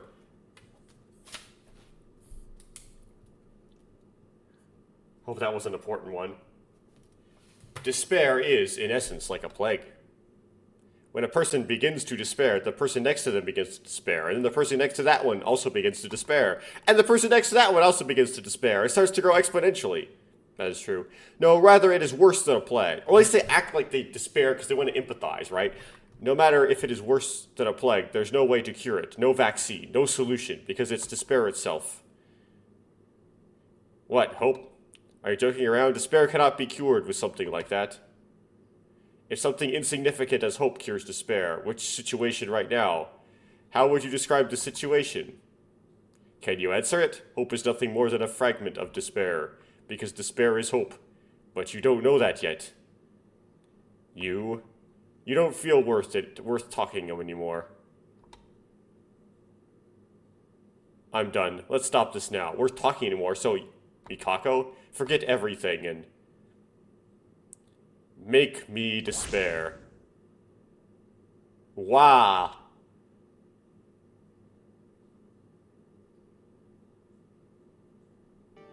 Ha, ha, ha, ha. Seems like I had a nightmare. I don't remember the contents of the dream well, but my whole body is full of cold sweat, and the blanket was on the ground. Damn it. Maybe it's because of having a nightmare, but the mood that wasn't good originally got worse. The reason I'm not feeling well is of course because there was a class trial just yesterday. As of yesterday, Honora and Yamaguchi were killed by someone, and a class trial was held to discover the culprit. And shockingly, the killer was Yuhara, who I never imagined could commit murder. Yuhara was the traitor, and was threatened by the lives of the children of the church who were held hostage. As a result, he was forced to commit murder. But despite Yuhara's efforts, the children had already died a long time ago. Like 5 years ago, apparently. Which is probably like a typo. It's probably like 2 years ago. Monokuma didn't keep his promise. Eventually, Yuhara did not know what purpose there was for killing two friends, and then the man who suffered a terrible execution passed away.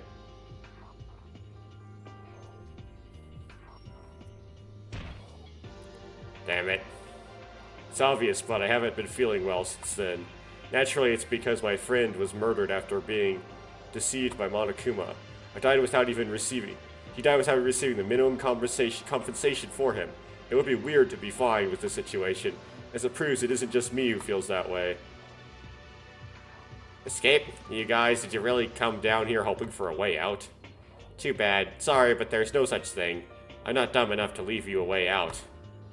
There's no other way other than to kill, so give up on that idea. We who saw what Monokuma stopped by accident were able to descend to the secret stairs under the warehouse so as not to miss the opportunity we hardly ever obtain. The only thing inside was a dead end, a solitary jail cell. There was no way out. Even Monokuma was revived again and brought us despair. Soon after that, Kurokawa fell on her head. We had to support her and take her to the private dorms. We couldn't say anything else, because we didn't feel to say anything else. Eventually our relationships got worse when it got worse, but it wasn't getting better, and begging was the same and unchanged. There, even I, who vaguely thought that I would have to work hard with everyone, felt like I had reached a limit. Is there really? Can we get out of here alive? Well, 7 of you couldn't. The secret staircase, which is the only hope, was actually nothing. The brutality of Monokuma to Yuhara was a feeling that pushed us further. It's a knock. When I lay alone and thought with several negative thoughts even after waking up, the doorbell rang. Someone was calling. And it's probably not Kinjo this time. Who is it? Oh, Maeda. Did I woke you up? Yep, correct. It's not Kinjo. Can I talk to you for a minute? It's Tyra, come in. I'm sorry for suddenly calling you. It seemed to be late for Maeda-kun, so I came to see you. Late for me? Yeah, did you oversleep? Everyone is already in the dining room. Hearing that, I looked at the clock on the private room. It's already past 7:30. It seems I didn't notice the morning announcement because of the nightmare. Sorry, it's no big deal. I'm just not in a good shape. Right, well, Maeda come to the calling? If it's too hard, you can rest easy. I was called? Mikako-chan said she's going to rest in her room because she got sick today. Maybe because of yesterday. Teruya-kun and Haru-kun said they would sleep more today. It's the first time I've seen more than 1 or 2 people being absent so far, unless it was an emergency situation such as a murder. In the end, yesterday's revelation bothered everyone. It's alright, I'm okay, because I just overslept. I'll be there in a moment. Thank you for your concern. Right, no big deal. Then I'll be waiting at the dining room. I said it. I told Tyra that, but somehow I don't feel motivated. Somewhere in my mind, I thought if I keep giving up everything, we'll just end right here. I feel like a weak heart trying to stand up. It's not the time to be weak. I have to force myself to do something. Tyra also had a hard time to be happy, but even if she tries to bring comfort to her friends, that's also Tyra's own effort. I can't give up on myself and just say, I don't know. Let's go to the dining room. Okay, well, I'll probably actually save that as well. I'll save it in 13, which makes more sense. 13. Okay.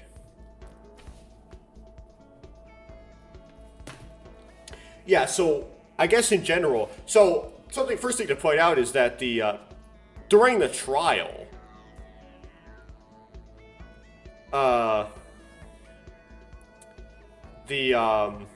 Zephirum translation was actually really good, surprisingly. It's much better than, like, it was okay. It's kind of weird how it goes. It was, like, okay in the Daily and Deadly Life of Chapter 2.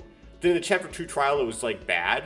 And then the Chapter 3 Daily and Deadly Life was, like, really bad. And the Chapter 3 trial, it was actually good. Which, well, relative to, like, his other instances of it, were really weird. But yeah, it did pick up and get better in the Chapter 3 trial, somehow. I did not like that trial just in general, because it got cut short, right? There's a bunch of stuff, there's the first half of trial, then there's the intermission. They named the culprit right before the intermission. Then after the intermission, it was just one rebuttal showdown, one non-stop debate, one horrible, terrible, hard panic talk action, and that was it. All on the culprit that you already named before the intermission, and quickly. They're just like wrapped right up. And made a lot shorter than the second one. It's like, it's just truncated. So don't know what's up with that. It is kind of following the whole curse of the third chapter problem, where with Danganronpa, with the mainline games, where with the actual commercial games, where I don't think the Chapter 3 for Danganronpa 2 was that bad. But Danganronpa 1 and 3, right, Trigger Happy Happy Beast and Killing Harmony, those were like the worst two, in my opinion, also likely the fandom's opinion, if perhaps you can forgive 11037 because it was the very first trial. Cases, right? It seems like it's hard to write a good double murder. They were both stupid. This one wasn't, like, obvious like those two were. But it was, it had a couple, those problems. One is, like, the trial just seemed like it was cut short. It was just truncated. It had this rushed ending. And secondly, it's kind of one of those things where the mechanism doesn't have much to do with the who. I predicted this was going to happen kind of before I went into the trial. You basically, all you could really do was, I should have been able to do this logic, and I didn't, so it was my failure, that's why I didn't guess this one correctly. Tyra said that the room that the science lab was already locked before nighttime, which means the cell phone must have already been in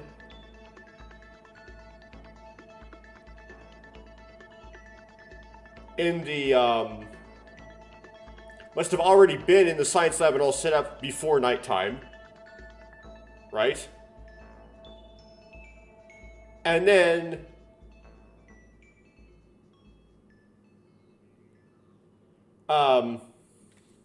okay, we're trying to get this right. Must have already been in there before nighttime, right? And then Yuhara said that he was hit in the night, and he lost his cell phone and was hit in the night. But Tyra said that, so that doesn't make any sense. You could have actually done that before before going into the trial, and that would pin it on Yuharu. That is the only thing that pins it on Yuharu.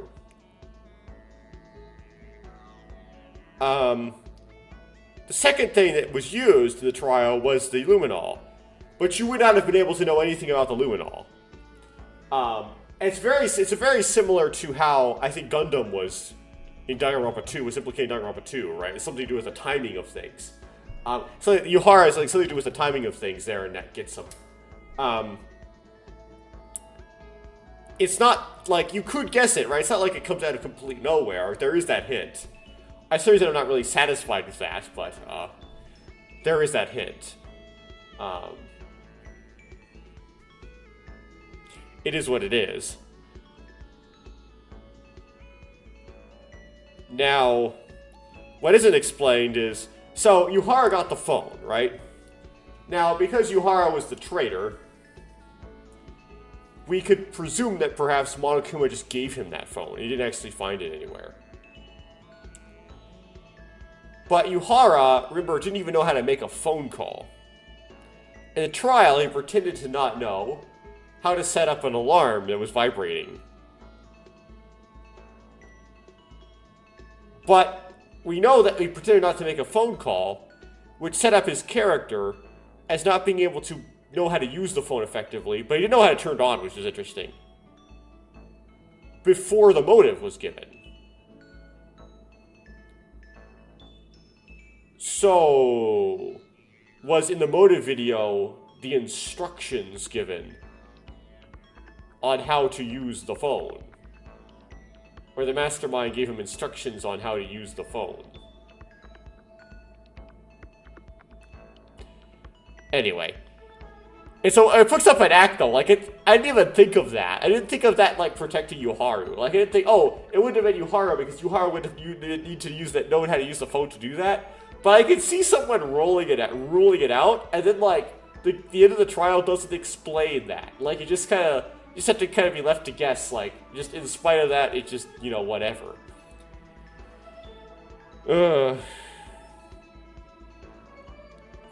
Okay, well. That's it. I am only 2 for 3 now. But the second case was definitely better written than that. That was kind of lame. We'll see if the fourth case does something better.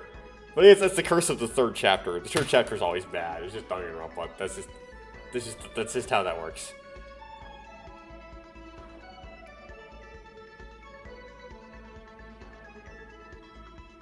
Also, why did it... Okay, we got some more, like, questions here. So, okay. There's still... never mind. I don't want to stop now. There's still some stuff wrong. Why did Yuhara, like, not just kill Mikaru? Why did he just kill Kinji? I mean, did he know that there was, like, a 2-person limit? Why did he do that? I mean... He wanted to, like, escape, right? He was going to kill 15 people in exchange, not just him. So, he would have just kept killing. I mean, why did he stop? Did the mastermind tell him to stop it too? Was he at orders from the mastermind? Well, it didn't clear that up, did it? That just kind of left out there. I mean, that's what you would guess, but it just left. The question isn't resolved, isn't explained. You just have to kind of left there to assume, right? It seemed kind of dumb. Also, why did he kill Inori in that really weird way? Why did he just stab both of them with the same weapon? Why did he make this funky thing?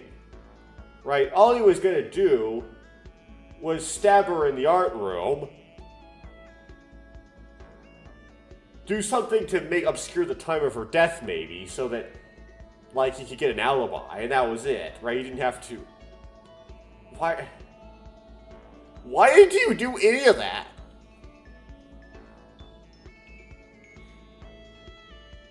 What was even the point?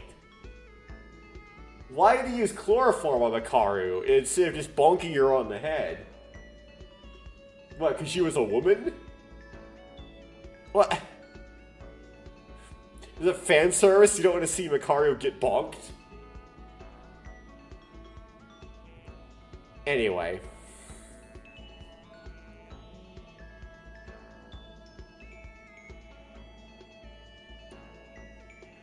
Okay, I'm done ranting. That'll be it for now. I'll pick up on the daily life on the original build in next one.